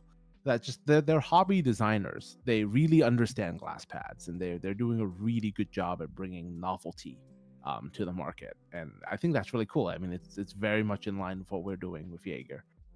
So more than happy to support them. And just, I understand that, making a shop in the United States is not the most straightforward thing, especially if you're not localized here. And sometimes they're not. A lot of the teams that we're talking to are located in the EU and the UK. So just giving them a hand and just kind of helping them open up the market, and it's not a huge burden on me. So yeah, I really want to support them. Yeah, that's cool. Windz had another question for us, which is any other shapes that we can closely compare the Jaeger to. I think I'm going to stick with, I said Viper Mini, but it's a unique shape, to be clear, guys. It's not a clone of anything. At least nothing that I've tried. I would say like Viper Mini, but with maybe a little bit higher profile and no hourglass front flare out, but still has that aggressive side angle taper. Would be Rocket Jump Ninja approved. Is that on Elo Shapes? Yeah. The we have Opus it under is. Opus. Yeah, Opus is on the. Yeah, I don't want to put in the Elo Shapes entry early because right now we're working on an estimated weight, and I don't want to report that as the finalized weight. And so we're waiting for molds to be finished so we can get our prototype injections, and then we'll have a concrete weight after that. Is there anything the same else? thing happened with Opus. So the original, the Opus posting was also super delayed because that 38 grams, we wanted it to be a real 38 grams. So we waited till the finalized shell was printed, and then it was here so that we could weigh it after it was built. Yeah. Windz also asks, is there anything you want to see more from our mouse kits? I did show off on stream what's included in a mod kit. Daz, can you answer this? Is there anything else? We talked about the base count. I guess, Fat Free, do you want to talk about like what all comes in the mod kit? Because there is a lot in there, and I was very impressed. Yeah. We probably should have done this to start. Whoops. No I did show it off. So, yeah. It starts off with the soft shell case. We really don't like using cardboard packaging, and a very premium cardboard case and the soft shell case that we give costs about the same amount. So we just went with the reusable soft shell. Yeah. It comes with a bag just to kind of give it another layer in there. Then we have Wait, can I interrupt on this? Sorry. The bag, I like the idea. I love the branding. I thought the kind of natural fiber canvas look was a little off for an electronics product, but you do you. I also agree that the bag is really thick. Oh, and it I is, dude. think that using a better fabric would definitely help. So we are of the same mind there. Right path. Yep. Yeah. But yeah, we need to find a better fabric for that But bag. also, swap it up. Personally, if it decreases your BOM cost by like $1 or something, I personally would go without the bag when soft shell case is included. Me personally, Okay. But yeah, I mean you're dead on. The bag is about $1. Yeah. Yeah. Yeah. So after that we have the scroll wheel, the rubber ring. Then we have a assembly kit for you. So that includes the screwdriver, 2 different bits. The reason for 2 different bits is that eventually we're going to be swapping all the screws that are on top of the mouse to become titanium. That's going to lower the weight by like 1 to 2 grams almost. It's quite significant with it, especially with the number of screws we have really? Yeah. It's because we have a lot of screws. There's so much more screws in this mouse than a traditional mouse. So that said, by the way, the 2 different drivers because go ahead. The screwdriver, I use this for the assembly on purpose. The screwdriver's good. I wouldn't change this. Has good magnet, has the spinny back so you can spin it in your hand. Good knurling, and the bits fit well. No complaints. Yeah, so everything that's needed to remove the PCB from the donor and to reassemble your Jaeger is provided for you. Then you have a choice of dot skates, and normally I would also give you full skates, but they're not cut yet because these are considerably changed from Opus in terms of size. So we need to recut the full skate. I believe that the future mouse kits will actually offer a choice of dot skates, so not just our Excel skates, Oh, nice. but actually any of the Westlab options as well. You can choose. The full size kits only come in the Excel material, just because there's just no way to cut them in other people's materials. Like we don't have access to them. Right. So yeah, they'll just be full skate pads. Then I believe we're also going to include universal grip tape. We were originally planning to cut grip tape to size, but universal grip tape is just so good these days compared to what we could just OEM in terms of grip tape. Yeah, this is good. And we don't. Yeah, I believe Windz really likes the new Westlab grip tapes. They're supposed to be grip tape. tape. Oh, interesting. Yeah, they do. They just announced it. So most likely we'll be using a proprietary grip tape that we can just buy as a universal and included of the kit. Just because it's better. better performance overall than if we just tried to make one. I have so many of your guys' dot skates now. I'm gonna use the hell out of these. Yeah. Yeah. Yeah, feel free. Yeah. Some kits will include a battery because depending on what the donor you get, you may or may not actually have a battery that's light. Some mice have like 350 mAh batteries, and they get kind of heavy. They get up to like 7 or 8 grams. So just to make sure everything is standardized, we'll probably include a 200 battery. Yeah, Especially if you move to the F1 V2, because I believe they're Yeah. on the heavier side for battery by default. So Yeah. Daz and I put in smaller 150 milliamp hour batteries in both of our Jaegers. weight balancing still feels good. Yeah. Yeah. Where does that bring the weight to on my? Oh, I never even showed it. I'll show it on my stream. Good.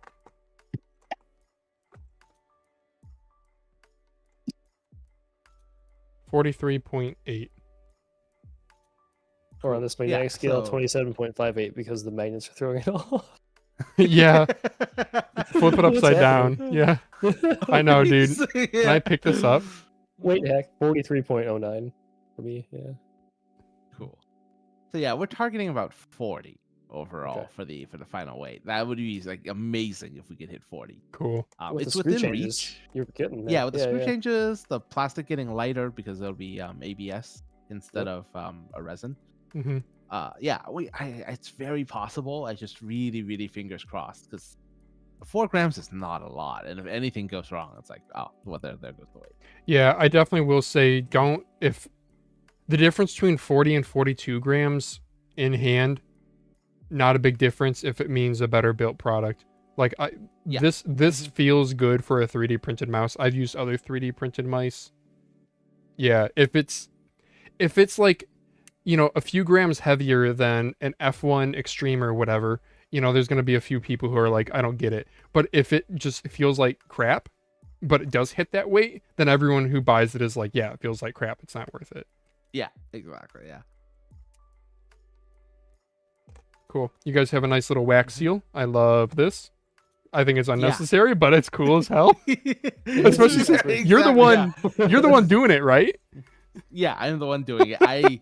We had a huge discussion about this. There are options to buy it as a sticker and just stick it on. And I refused. I bought the whole wax setup because I think it's just that cool. Hey, it's your product, it's your business. Mhm. Yeah, march to your own drum. Yeah. Reminds me of when I was setting out wedding invites. Mhm. And then we also have the Jaegers that we have weigh a little bit more because of the 3D printed resin as well. Yeah. yeah, Yes, resin's just more dense. I think you'll hit 40. Yeah, it's more dense by like what, about 10-15% if I recall over ABS. I believe it's about 30. Oh, really? Depending on the Okay. ABS. But yeah, but most resins for 3D printing are about 1.3 grams per ml. Okay. While, yeah, and then ABS is yeah, closer ABS to is 1. 1. Yeah, because yeah. I'll be honest. As a mouse reviewer, if I get something advertised at 36 and it comes in at 42 with skates and they lied to me, I really don't even care that much. If it's a well-built mouse, if it feels really good. If it's well built, yeah. But for the marketing, it may matter quite a bit, actually. Yeah, So, you don't want to be deceptive and Yep. fool people for sure. Right. It also comes with a nice separator tool. These are really nice to use. I legitimately use this. I have a whole canister of them, so thank you. And then we have the battery, like you mentioned. And then we have 2 sets of shims. Can you explain these? 2 sets of shims. You're talking about the pour on the little black squares? Oh, are Right. these to like dampen post travel? They do a lot of things, but I don't actually have any points in the guide where I tell you to put them on because they are very much optional. Yes, you can put them on like the mouse wheel to then dampen the pre-travel on the mouse wheel and push it closer to the button. You can also do it on the lock bar inside the mouse so that the buttons can't come up as high. And you Yeah. can also put these like on the magnetic post if you really want like a snug fit for your base and you're not Oh. really caring about swapping. Yeah, you could just stick them on the inside of the posts and they'll become really snug as well. But again, all of those are optional and I don't really have a use for them. I just include them because I think they're nice as an option for people. And then the other ones are the foils, right? The foils are for the shimming the clickers. Yeah, and thank you for doing aluminum. It's going to be more durable than like a paper or plastic sticker that will wear down, because over time, by clicking, you're going to put a lot of wear on this. Yeah. Cool. Okay. Windz, did we do a good job? Oh, oops. I'm clicking things on my Discord again. Okay. Yeah, Windz wants us to put 30 My grams bad. plus or minus 10. Yeah. And somebody was like, play the mouse lottery for the 20-gram mouse. Yeah. Let's see. Estimated kit cost is $75 for all accessories, skates, etc. Yeah. I think that's We on like your to guys' keep things website. simple. I wasn't really gonna do the whole like, oh, you can add a case for X amount of money, and add this and add that. I think just one kit that has all the value in it, and it's reasonably priced is probably the better way to go. Assembly service. If this assumes, Yeah, so this assembly service is interesting. I know that we're a step away from the keyboard community here, but almost all custom keyboards come with an assembly service if you want it. And we have a lot of friends that actually do this, where they just build keyboards for people on stream. And they'll walk you through like all the switch types, the popular switch types, what you're looking for.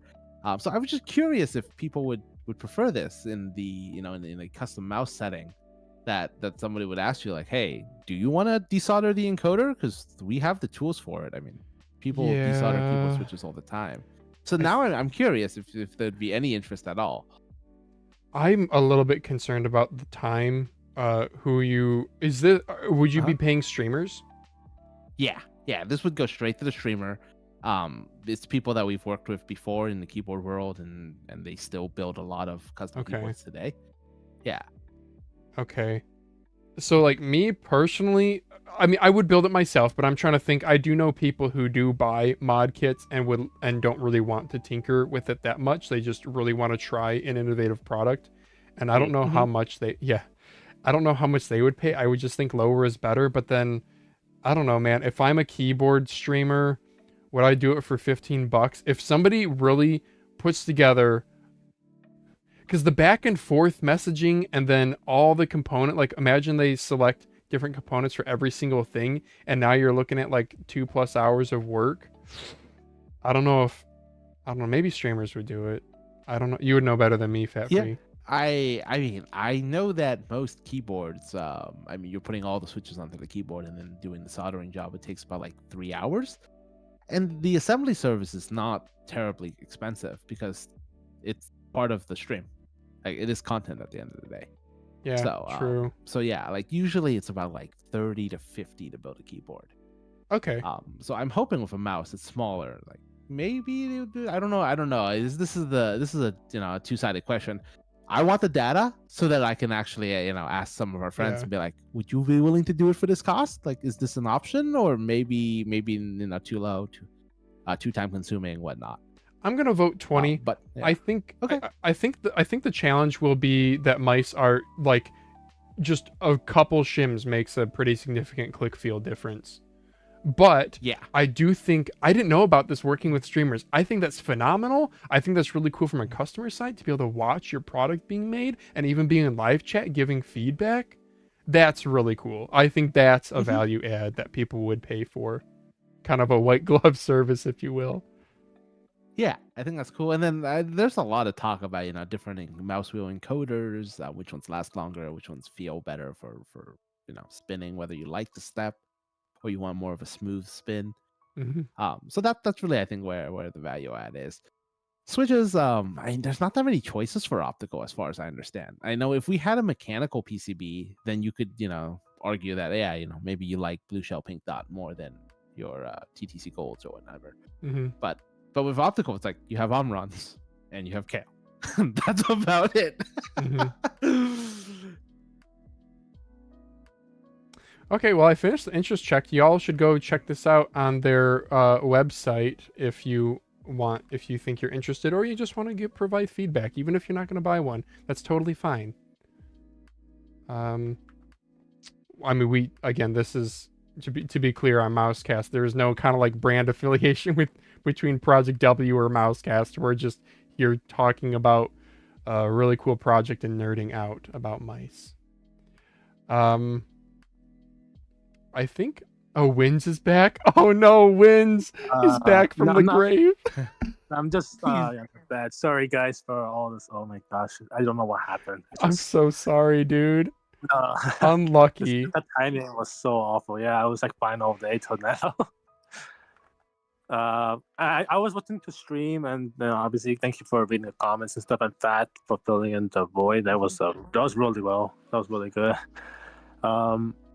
Yeah, I think I said everything I want to say on through Discord. So if you have any questions for me right now, or something I missed, or something that wants me to expand, I could definitely do that now. But otherwise, yeah, let me know. I think we're good, right, Daz?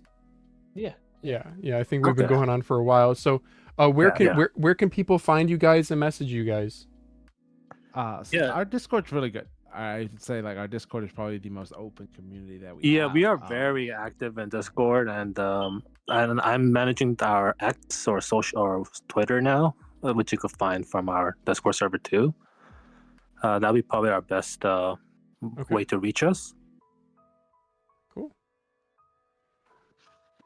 Okay. All right.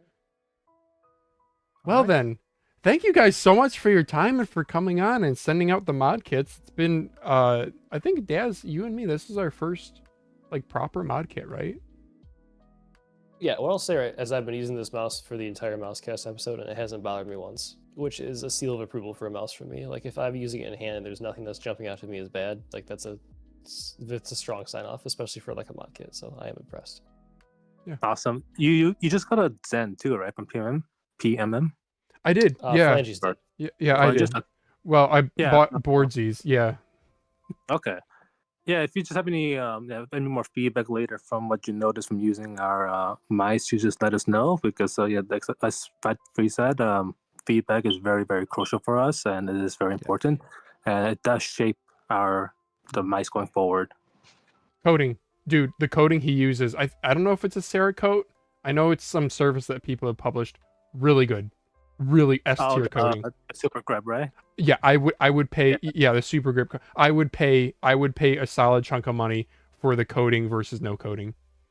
So if you can offer that as an option, it does. Yeah, it's a unique coding. I was messaging Daz about it, and I tweeted about this. It's not quite as rubbery as Viper V3 Pro in white. It still has kind of rubberiness to it, but that rubberiness feels a little bit more chalky, a little bit more textured. So if you have wet hands in particular, when rubber gets wet, it gets kind of slippery. This, you still have little micro roughness. So even when your hands are oily or whatever, I think mine even showed up kind of oily on camera earlier. Still very grippy. I'm not a fan of the holes in the sides, but I know that's an option for him. And then, the print quality is really good on this. The metal scroll wheel is okay. I think it's a cool feature. I'm glad that it's still grippy and not slippery like a Pulsar ES. Smaller battery I'm down with. Open base bottom, doesn't have any rigidity issues. Honestly, this is a good product. You're going to pay quite a bit for it, though. Yeah. It's funny that we never... tried one, right? We should have it was really hard to get till recently. Yeah, it's we searched your competition, or at least the people in your field, right? But no, we didn't end up buying one yet, because it was pricey, at least for me. The carbon fiber rods are also pretty damn cool. I would love to see even major mouse manufacturers do that. It's actually insane. It does not feel like a mod kit. It feels like a real product. Awesome. Yeah, it's good to hear. So there's the future for Modkits. 3D printed stuff, yeah. Yeah, we're signing off your guys' appearance by showing off the competitor's product, but maybe no. goes to show this is how things get better, right? If you have any competition, you can't learn from it. Yeah, we don't have it, so we're actually very curious of how it looks and how it feels from somebody who has one. I will have to try that soon from you. We'll have to meet up. I mean, you can compare it to the Opus. Yeah. We could never get that finish to work. 3D printer is the same material, because he doesn't hide what material he's using. I don't know how he gets it that smooth. It's an incredible print. Well, no, that's a super grip though. So Super Grip making it smooth? No. The normal Huh? one is like similar to like what we're using, I believe. But Super Grip makes it different. Super Gotcha. Grip's like Cerakote, I believe, or something like that. So that's what I've seen around. It at is. least. Yeah, we found it. I forget. You can Yeah, find it online. Yeah, we found the page, the product. It's like literally Cerakote Super Grip or something they call it that. Yeah. We do have a Opus in the Stingray Cerakoted colorway. It's do you have that on you in your Fed to show? I do.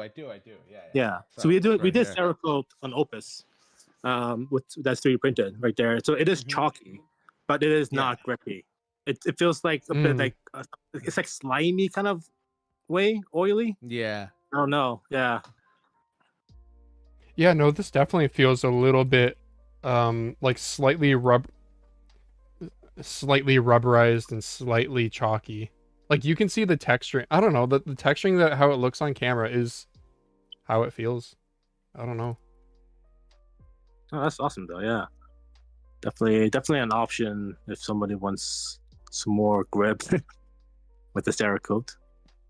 Yeah, it'd be interesting. We should get Piranha Mouse Mods on Mousecast, Yeah, dude. for He's sure. been in the scene forever. I remember when he was doing his first stuff, like kind of like where you guys are at, but yeah, in a very different time. Back when Yeah, it was like he's- G305 mods for everything. Right, and yeah, we started at the same spot because we saw Didn't you his start there? past work. Yeah. And then we were like, okay, well, we can learn from it. You know, it's all public information. Yeah. He definitely put a bunch of it on Reddit, so we learned as much as we could. Yeah, he and did. then Yeah. We eventually I don't know. separate. Yeah. I don't know if you have still time per se, but did you talk about the how we started with the mice? Like you've been working on it as a side project while learning keyboard stuff. And then I had like no interest in the mice at that.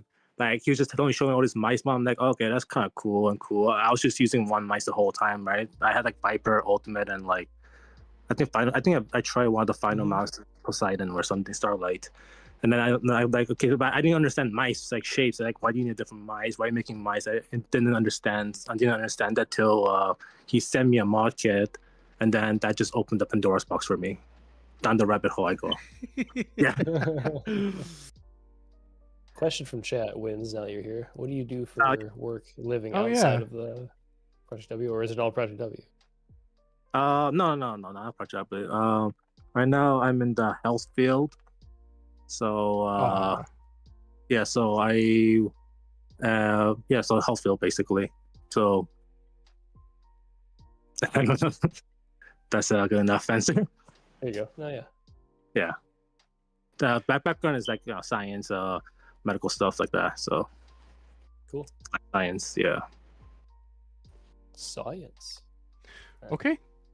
Well, I think we're gonna have to get on with the mouse news. It's getting really Yes. late. I'm so We can sorry, really you just guys. start Thank with the you mouse so news. much No for worries. coming on. And Wins for coming on while you're like deathly Dying. ill. Yes. Sorry about that midway. Oh gosh. We'll have to have you guys back, okay? Maybe once you launch your injection molded product and wanna show it off or something, we'll be That'll be awesome. Yeah, down to we're gonna talk send more. you guys the units and then show and stream again. That'd be awesome. Sure. Sounds Yeah. good. Okay, join their Discord, guys. All right. Wins and Fat Free Water, thank you guys so much. Thank you. Thank you for having us on. Night. Yeah. Thank you. All right. Have a good night. Yeah, have a good night, guys. You too. Bye. All right, Daz. What if we Ended right now. put the news next week? Yeah. I'm gonna blitz through it, and I mean truly blitz through it because I actually do need to go to bed. But we're gonna start the 'cause mouse you're early news. tomorrow. I do, yeah, dude. Friggin' high school students are gonna rip me a new. Actually, not really. Viper V4 Pro box spotted. We don't have a picture. Viper V4 Pro. See if we can see a picture of it. Whatever. Somebody had a picture. Oh, this is it. This is the tweet. This is all we have. Melon said something about potentially there being more than just a spec bump. Okay, cool. That's all I have to say. Do you have anything to say? I have something I can't say. You get it from Did you learn it from Razer or from another reviewer?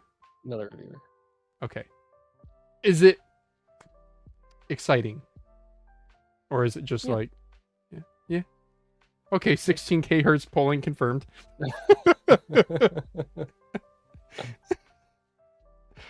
All right. No, I don't know. I guess I would like Nordic 54 L15 instead of H20. I don't want them to change the coding. Weight reduction would be pretty cool. Upgraded skates would be cool. We're not getting haptics. I don't know what it is.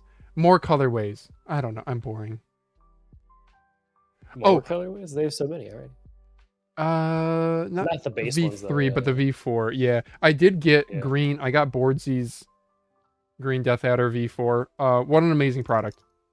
I'm selling my Viper V3 Faker because I'm probably just gonna get a Viper V4 with the money. So, all right, next topic. Pulsar ES the Chosen Mouse Gen 2 now in pink. There's some reviews out already. Wasabi has a pretty detailed review that you guys can check out. Uwu, hell yeah, dude. There are some updates to it. I believe, are the switches different? I know Diamond Yeah. Lobby. It's a negative change. They went from Horror Blue Shell Pink Tiles to FE Opticals. Yeah. Which is interesting. I tweeted my sadness about that. Yeah. So again, this is the one with, didn't it have a removable weight? That was a Zywoo thing? Yeah, it did. And he used it with the weight in, obviously. Yeah. Oh, sure. And then longer ribbon cables, so some idiots, not Diamond Lobby, won't break them. Cool. Next topic. He's Super got that on the straight. backseat, or the Pulsar ES PD170, I think is the pad there. Man, Yeah, I he tried to buy does. that twice during the stream and they insta-cancel motors. I'm so sad. Oh, because out of stock? I was trying to buy it from One of Zero, which is the store in Canada, who Yeah. claims to ship to the US, and Oh. it's in stock and they just auto-canceled. So maybe the pad shipping is not fun. You added this topic to the doc about what an engineer, Logitech G's head of engineering, kinda- Regis The Croinus. camera Yeah. area on stream is overlapping your screen share a little bit. Oh, thanks. It was like, I think the top quote had the like we rushed, basically is what it sounded like. We knew we had a golden nugget, so we took all the shortcuts we possibly could, or something. It was like the interesting quote there. But I was like, Yeah. what? Here we knew we had a golden nugget in our hands, right? We wanted to move fast, so we took all the shortcuts we could. Hence why there's no real other changes other than just the haptic triggers. And then I think the title of the article on PC Gamer is like, I'll call it a Wonder Mouse or something like that, right? Scroll up. Oh, this is the top. Logitech's new Wonder Mouse. Yeah, I was just like, I don't know about that. I don't know. You and I both work in development, like product development, different, physical versus digital goods, but still, I don't think this is, when you're a super big, slow moving company like Logitech. I don't know. I see what the pushback is and why this got trending on Reddit or Twitter or whatever, because it sounds like they're cutting a corner, but it's a strategic corner cut. Like It's good to have the reasoning behind it, the explanation, I guess. Yeah. We can only hope there's a GPX Super Strike 3 that does things better. Yeah, It does what Razer does to their mice and actually brings it to the 20 whatever. there's room to improve. Like what? I don't know. I don't think Logitech is really wrong here. Maybe I'm pilled because clearly I get so much money from Logitech. but You're just rolling in Logitech money. I literally own 2 super lights, and they're both super light ones that I got used and have like major problems with them. One of them I crushed with my car. Anyway, I don't think this is anything controversial. It's just, this is what happens when you give the microphone to an engineer rather than a PR person. The PR person would say, this is a super innovative project that took all of our engineering, we learned so much, and we put so much development into a truly amazing product, and they'll say nothing about any sort of corner cutting or sacrifices. But the fact of the matter is, every single product that exists, guys, there has been corners cut on it. they just aren't talked about. So I don't know. The alternative is SUPERSTRIKE would have released 8 months from now, a year from now, with other updates. I say get the SUPERSTRIKE, get the haptic buttons, feedback stuff, like both from a business standpoint and from a consumer standpoint. Get it out into the wild, fix the bugs. There ends up not really being any bugs because they super test their products. And then also from business perspective, now they have the bar set where they can definitely do better because they only innovated in one area, not in any of the others. Also, it might be a business risk because now more people, this lights a fire under their butts to get their own haptic trigger thing. Maybe they should have held. I don't know. We do know 2C is potentially coming. Yes, indeed. All right. Next topic: VGN F1 Master Rubystar Edition. Opening year fixed supercar red. Apparently, it's based on some Porsche limited colorway. It looks nice, like a pinkish red. It's very cool. This is the F1 Master Edition with the Nordic 54. Here's specs. 50 plus or minus 2 grams. So it's going to be a heavy battery, isn't it? 500 milliamp hour battery. Yep. 54L15. Skin coating. Hell yeah. I want it to feel like flesh. Kale, 160 million light threading. This is the one to get, I think. Other than the battery weight. Is it fast charging? Yeah, fast charging support. Damn it. So I can't battery swap it. Well, if you're not into battery swaps, I think this is the one to get. Sure. Looks good. All right. Opening year fixed supercar red. Hell yeah. Love those translate. Next topic, AGS AJ200 AI. I don't freaking know. Oh It my looks like a God. Viper, but cheaper. AI. Oh, only one upvote is me? Oh, comfy grooves. Yeah, they do look. I don't know about AI though. 50 tops on the Nordic 50 6769L. And you can run your own chat bot. That's from my ink. I guess we know nothing else about it. I'll do a quick Google Yandex image translate because why not?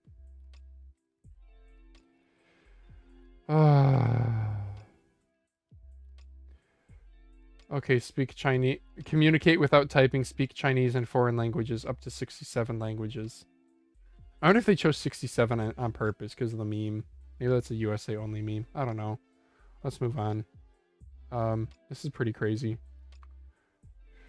Dude, Microcenter is carrying WL Mouse Huan now. Also, apparently, our local Microcenter doesn't have any Huans, but it does have Ueid and Z7s. Oh, it's not showing anymore. Well, they were showing earlier. So, yeah, that's crazy. Brick and mortar stores carrying WL Mouse. Angry Meow.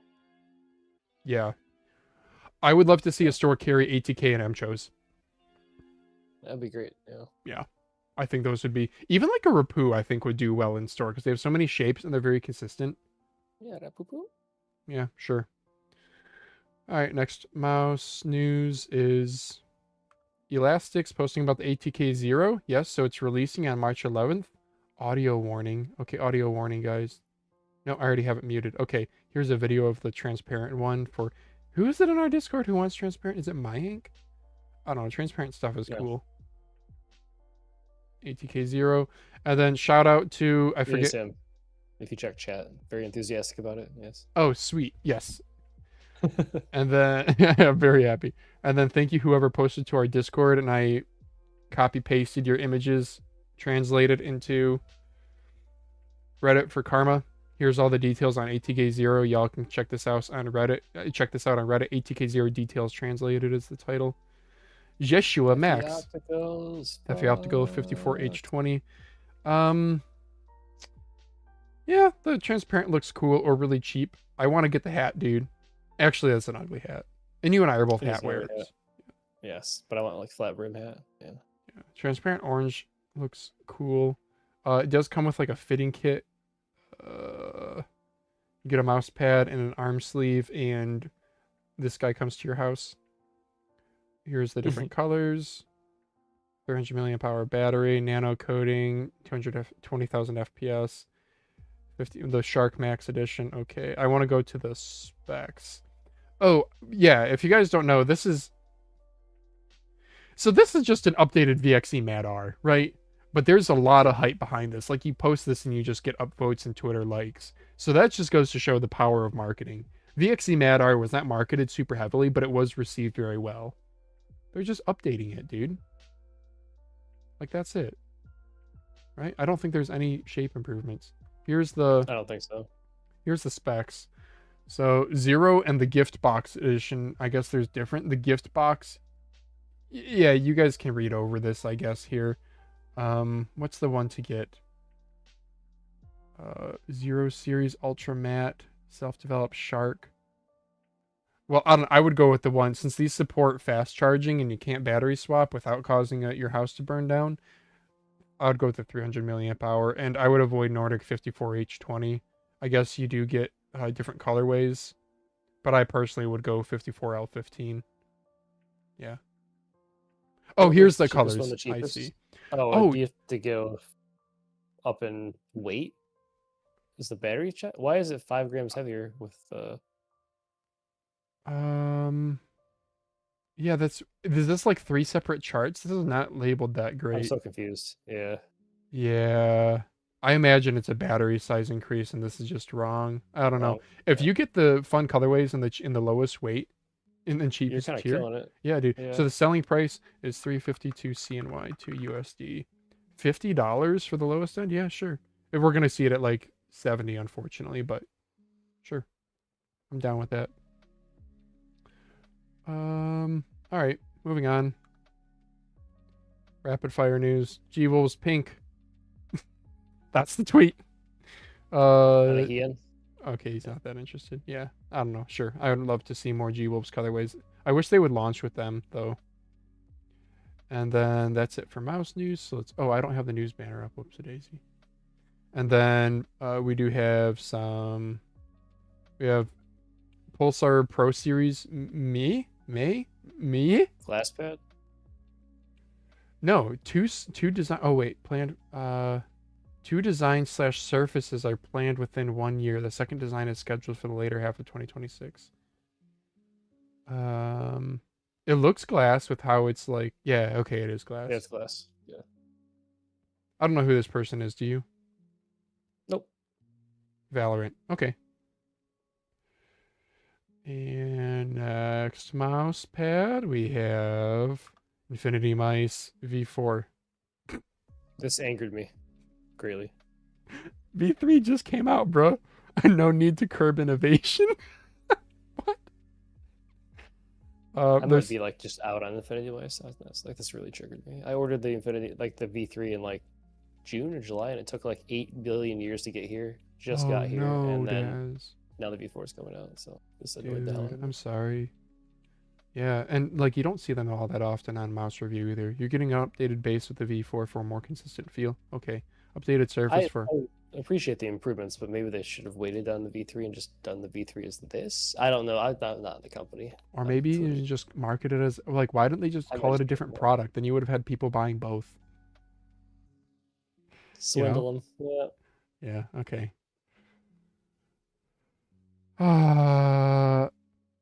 And 2 bits of Those other types. news. Tiny fucking dots.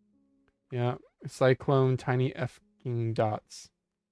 They are tiny, 4.4 millimeters, very fast, no dynamic friction, area glide, 30x. I guess you get less durability than traditional dot sizing, noticeably more audio than regular CYCLONE. Sure. I like the name. I do too. TFDs. Mainly for performance on glass. Yeah, again, you don't really want to be using these on cloth because you're going to sink into a soft pad. I don't know, or maybe that's what you like. I don't know. I don't judge. We don't dot shame here. And last bit of news, ATK is making grip tape. Built for control, designed for your way, 2 colorways plus original mini icons, customize your mouse, lock in your grip. Sure, how thick are they? Thickness 0.3 millimeters. So that's thinner than like most are usually like 0.5 millimeters, right? But that's not like industry leading. That could 0.1 be a less millimeter. interesting release than grip tape, dude. Yeah. Some people are like really into it. I do agree that like bad grip tape gives grip tape a bad name. Like the I've really just been buying Pulsar Super Grip Yeah. squares or rectangles for a long time, cutting them up. Yeah. Yeah, you're fine. It is nice to have a thinner grip material. I forget which one is like 0.1 or 0.15 millimeters, and that is incredible. I did try that on somebody's mouse. I think Aaron's when he came over, and having really thin grip tape is nice because you don't have the like spongy squishiness. Yep. But you still get I the get grip. that. Okay, I think that's it for news. So we're going to roll into community recap real quick. Yay. Mousepad. Oh, yeah, if you guys... No, don't go back. What the fuck? Why is this not... Why does this want me to log in? Okay, friggin... Alright, mousepad review, Reddit. The mods have been selected if you guys care. Let's go to... There you go. View all moderators. So, I know I voted for Mouse Control Echo with just upvotes and that Phoenix. I think a lot of these other guys are regulars, but Mouse Control did respond back to me about my Odin Gaming post being removed. The rules, I did not see this. There are rules. Message the mods. So they said they're not going to change a whole lot. Just going to keep things as is for now, but I know the mouse control guy, he's the guy with the mousepad comparison weave slider website. He has ideas on updating the wiki. That's going to be an interesting one to navigate because he has like a financial incentive by driving website traffic, but also it's a really good tool. So Yeah, right. I don't know if just then you have to publish other people's mousepad databases equally, or maybe you just don't, or I don't know. Anyway, banned websites. This was Odin Gaming is banned because the dude scammed people out of he r/hookahs. He was like some hookah hero website he had, and he ran a sale and people paid him for stuff, and then he ran off with the money and never delivered the product. And apparently he's just not a good person. So the Odin Gaming guy, yeah, any discussion of Odin Gaming is like instantly removed. I messaged, so he responded to an old message where I didn't know about this rule because I tried posting my Amazon Vine review of the Odin Pro, whatever the hell pad is that's overpriced. And he was like, we're not going to change any rules as of right now. And I was like, that's fine. Personally, I think this rule, I'm not the hugest fan of it. It's a little bit censorshipy in my opinion. I think people should be informed about this. I said I think a good middle ground would be allow content, allow reviews of it, and have the auto moderator pin the first comment of, hey, just a warning, this dude's a piece of shit. You should probably buy from Amazon because they are sold on Amazon. To be clear, they are sold on Amazon. So you do get your consumer protections by buying it from Amazon, where you get returns and your money back and all that stuff. I would not recommend buying from his website, but I also totally understand if you don't want to support it. I don't know. I also see arguments about just censoring it out completely and trying to kill the company because the dude sucks. So I don't really care, but I think in a reviewing space, you should allow the information to be out there. That's my stance. People are going to buy the product, inform them. Yeah, I agree. No real dissension there. Okay. Cool. Next bit of community recap information, I guess. Ratings, unfortunately, is paywalled now. They've been paywalled for a while. Actually, last time I went on here and I realized you couldn't dive into their testing numbers. You just get like, can I just search for like a mouse? They have SUPERSTRIKE info on here, I think now. Yeah. So things are, see, they're all like grayed out now. And yeah, they, wait, this isn't what I'm looking, hang on. Whatever. Point is, on their other reviews, they would have like the summary, but you wouldn't be able to read the extensive testing without their paid membership program. So they just talk about, in this video, I know we want to be upset because we hate paywalls, and I agree with that, but the problem is AI scraping. People search about a product comparison, AI scrapes ratings and provides the AI summary, which is nice, but now ratings doesn't get the traffic. Hi. And they showed in this video, they showed a pretty terrible graph showing how their traffic is like depressingly way down. So I don't know, paywalls suck. I guess I don't really have a whole lot of discussion here. In a perfect world, I like Tech Power Up's approach. their Patreon gives you access to reviews by like a week or two early. I think that's cool. But unfortunately, that's just not economical for ratings. Is huge, dude. Dude, the friggin' warehouse they have is insane. But yeah, like Anantech had to shut down maybe a year or so ago. And the testing they do, like, look at the testing apparatuses they have for friggin' mattresses. This is money, guys. This is a lot of money. So, I don't know. It's sad, but I get it. Any comments, Daz? Oh no, I'm having another conversation. I'm completely distracted. Okay, Sorry. no problem. That's fine. I'll Dude, inform I'm you fine. as soon as we finish. Jaeger posted about the Pulsar shape thing, screenshot from a video where they have these sliders for shape adjustments. Really cool. This is what we hinted at in the Pulsar thing last week. The question about if this is being released, and ZK was like, no comment.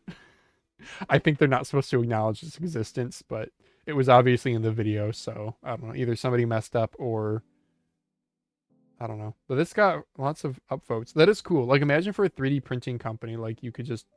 Yeah, that'd be cool. That's not really that interesting. We have more info, more pictures of the Pro X Victory Edition McLaren collab. So that's cool. Put on top of an F1 car tire. Sure. That's a cool looking mouse. Non-SUPERSTRIKE, so. And then last bit of recap, community recap. I have a few things on Twitter that I can go through. This post kind of blew up. 89 saves, dude. Rakuten was 30% cash back yesterday. Daz, what'd you get? I gotta go look. Oh, That right now. you got a lot then? I'll go over my No, I list. only got like 4. Only 4. Go ahead. Yeah, so wow, guys, unbiased reviews coming because Daz actually paid for mice this time. I'm pretty sure you bought like half the mice on your channel. Especially early on, Yeah. everything was bought. Everything was bought for yeah. a very long time until recently. Yes. Yeah. So I got so this price is after the Rakuten 30% cashback, so that's not what I paid, but yeah, dude, 01, this is it looks like an F1 clone. I don't know why I bought it. I guess I have a disease. Ying Magnesium Purple, bro, for $90. Hell yeah. I also got that. Nice. What color? Same exact thing. It was the best choice of color. Yeah. Wow. Typical. We need a Mousecast shirt that's, you know, the meme of the two muscular guys doing the handshake. Yeah, right. Whatever. I also got the VGN 3. Okay, same. The Ultimate Orange Edition is what I got. Yeah, Ultimate. It's actually Master. That's a translation error, but you Yep. got the cheapest 54L15 then. Yep. Okay. What else? For some reason I bought an ATK Z1 V2 in orange because I don't think they're gonna send one out, and there's no reviews on it. And my review of the Z1 was like kind of negative. And if you search Z1 V2, there's like an ATK video and then my review of the V1. So like, why the hell not make a review? That's good to look at it from that perspective. You tested, and your review was mine, and it's like a perfectly fine large ergo with Amron opticals. That's basically what it was. Yeah. Yeah. VT0 Max Master Blue. I actually grabbed that. Oh, really? How much? It'll be like 62, I think, after cashback. Let me do it. Pretty, dude. 65. Yeah. I like the shape quite a bit. So this is super well made with the better clicks and the better skates, and it could be a banger. So Yeah, sure. And there's not really English content, so because it's Nor not will it be coming coming to our market officially, right? Yeah. As I learned before the goat left. Yep. Rip. That's all. At one point, I had an ATK X or F1 V2 Extreme Leviathan in my cart that I pulled out. I also had like VT3S Max Master at one point that I pulled out of the cart, and I had a U2 V2 at one point that I pulled out of the cart. My order was $800 at one point, and I scaled it back to like $300. If the coupons had been there for like the $600 order, I might have pulled the trigger. Yeah, and it's such a freaking game of like I I put the prices of all of mine into a spreadsheet, and then I would sum up different combinations. I probably should just plug it into AI and be like, here's my coupons, here's my items, what's the best? Because I strategically did like 3 coupons. If I just used a single coupon, it would have been $60 in coupons. But by using 3 separate ones and 3 separate orders, I did 67 in coupons. The amount of like min maxing that you can do in AliExpress, it's bottomless. Sometimes you just have to buy it and realize, yeah. I try to resell if I can, like after I'm done testing. So I care a lot for my spreadsheet balance, but it's really just a pride thing at this point. So I can post to Twitter that I got good prices. You didn't get a Dharma Shark M9, huh? Are you surprised?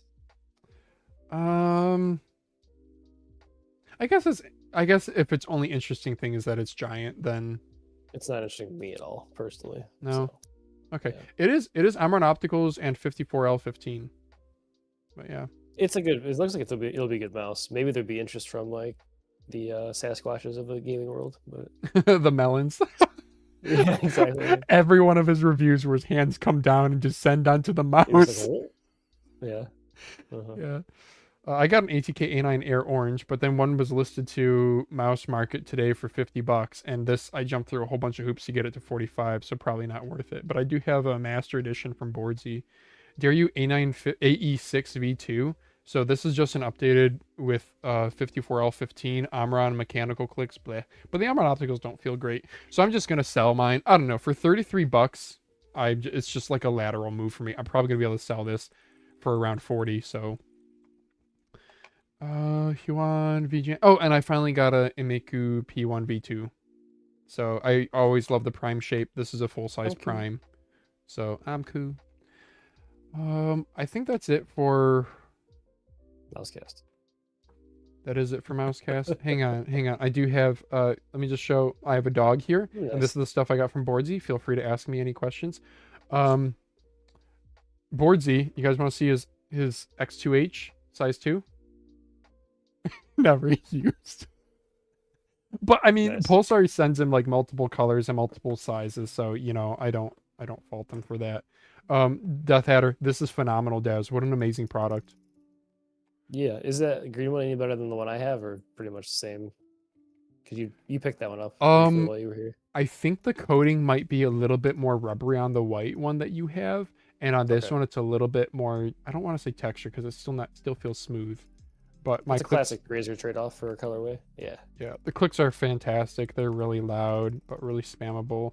Side buttons, like what an excellent product. The dongle, dude, I brought it in from outside and it's like freezing cold. The dongle is metal, I'm pretty sure, or like ceramic or something. Mcho's A7V2. This is probably the best GPX clone I've used. Even better than the ATK. A7X. You said A7V2. Sorry, A7X. Sorry. A7V2 is kind of a stinker. Yeah. Yeah, this is absolutely amazing. Omron Opticals, amazing build quality. The skates are slow, weight's good. I can't wait to mod this. I kind of regret this after using this at work today.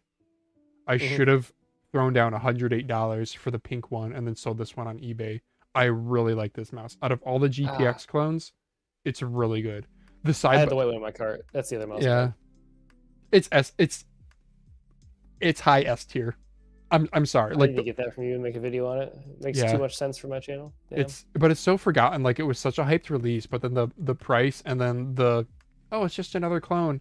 But no, it's just the best. Yeah, I'm gonna sell my A9 Ultimate because I'm getting the Air, but I don't know Yeah. how much use I'm gonna even have on the Air now that I have this, honestly. Interesting. And this is a boring black potato. Yeah, it is the most boring mouse. With fad materials, magnesium. No, I'm just kidding. Yeah, I guess the only criticism I would have is the skates are slow, but they're good. I don't know. It's really hard to criticize. Yeah, their skates kind of aren't it. We talked about this already. The PMM was definitely surprisingly good. And then I got a few other things that I'm just going to test and then probably sell if I'm being honest. Like he gave me a ULX Lion or Tiger, whatever the biggest one is, because it had like a broken click. And I just asked him if he had any broken mice and he threw it in there for like like $70. So I was like, sure, I'm probably just gonna resell it if I'm being honest. But I was really cringed as. I asked him to sign You had him things. sign everything. Yeah. I asked him, I was like, I'm sorry, could you sign stuff? If you don't want to, that's fine. But in particular, I wanted the Final Mouse signed and the Death Adder signed. And he signed the Death Adder box. You gonna put a $10 upcharge on the resale of those? No, I'm honestly not. That's pretty cringe. I mean, people will see that and decide if it's worth it to them. The Death Adder I have no plans on parting with. The Final Mouse I might actually keep because I do really like Final Mouse ULX Large. It's lower profile than WL Mouse Beast X Max, which I actually like. But wait, live reaction. It's not terrible. Yeah, just it's a ULX. Man, I do like the shape a lot. Shape's great. No, the clicks feel fine to me. They feel spongy and crappy like most ULX clicks. Shots The fired. clicks are usually the best aspect of a ULX when I've tried them. So. Oh, really? Oh no, Yeah. these have like low. They feel like Omron Mechanicals where they have low tactility. Ooh, I wonder if this is like a. $190. That's Trying to see embarrassing. what it is. Yeah, I mean shape's good. Yeah, anyway, I actually might keep that. That's like this one's not creaky. Yeah, it's not creaky, Daz. Shocking. wow. It's really shocking. Okay. I think that's it for Mousecast. All right. Thank you guys for watching. Like and share, it helps Peace. the algorithm. Wait. That If you have pause a- there, Coach. I'm sorry. If you have any Thanks for watching. questions, submit a discussion topic, leave it in the comments below. We'll be back next week. Oh, I can tease the guest. It's not official. Well, it's sort of official. I'll send the tweet. Tekkusai. Yay, Tekkusai is finally Saturday coming on the morning. pod. Yep. Saturday. No, he's doing. Wait. That's what you said in the message, Oh, is it? Oh. right? Oh no. No. I think it's You're usual right. time because he's EST. 9 p.m. It's actually early. Yeah. Yeah, it's going to be an early show. Watch my tweet for it. Yeah, tentatively 9 That's right. p.m. Eastern next week, Thursday. Okay? Yep. Okay. Bye, everyone.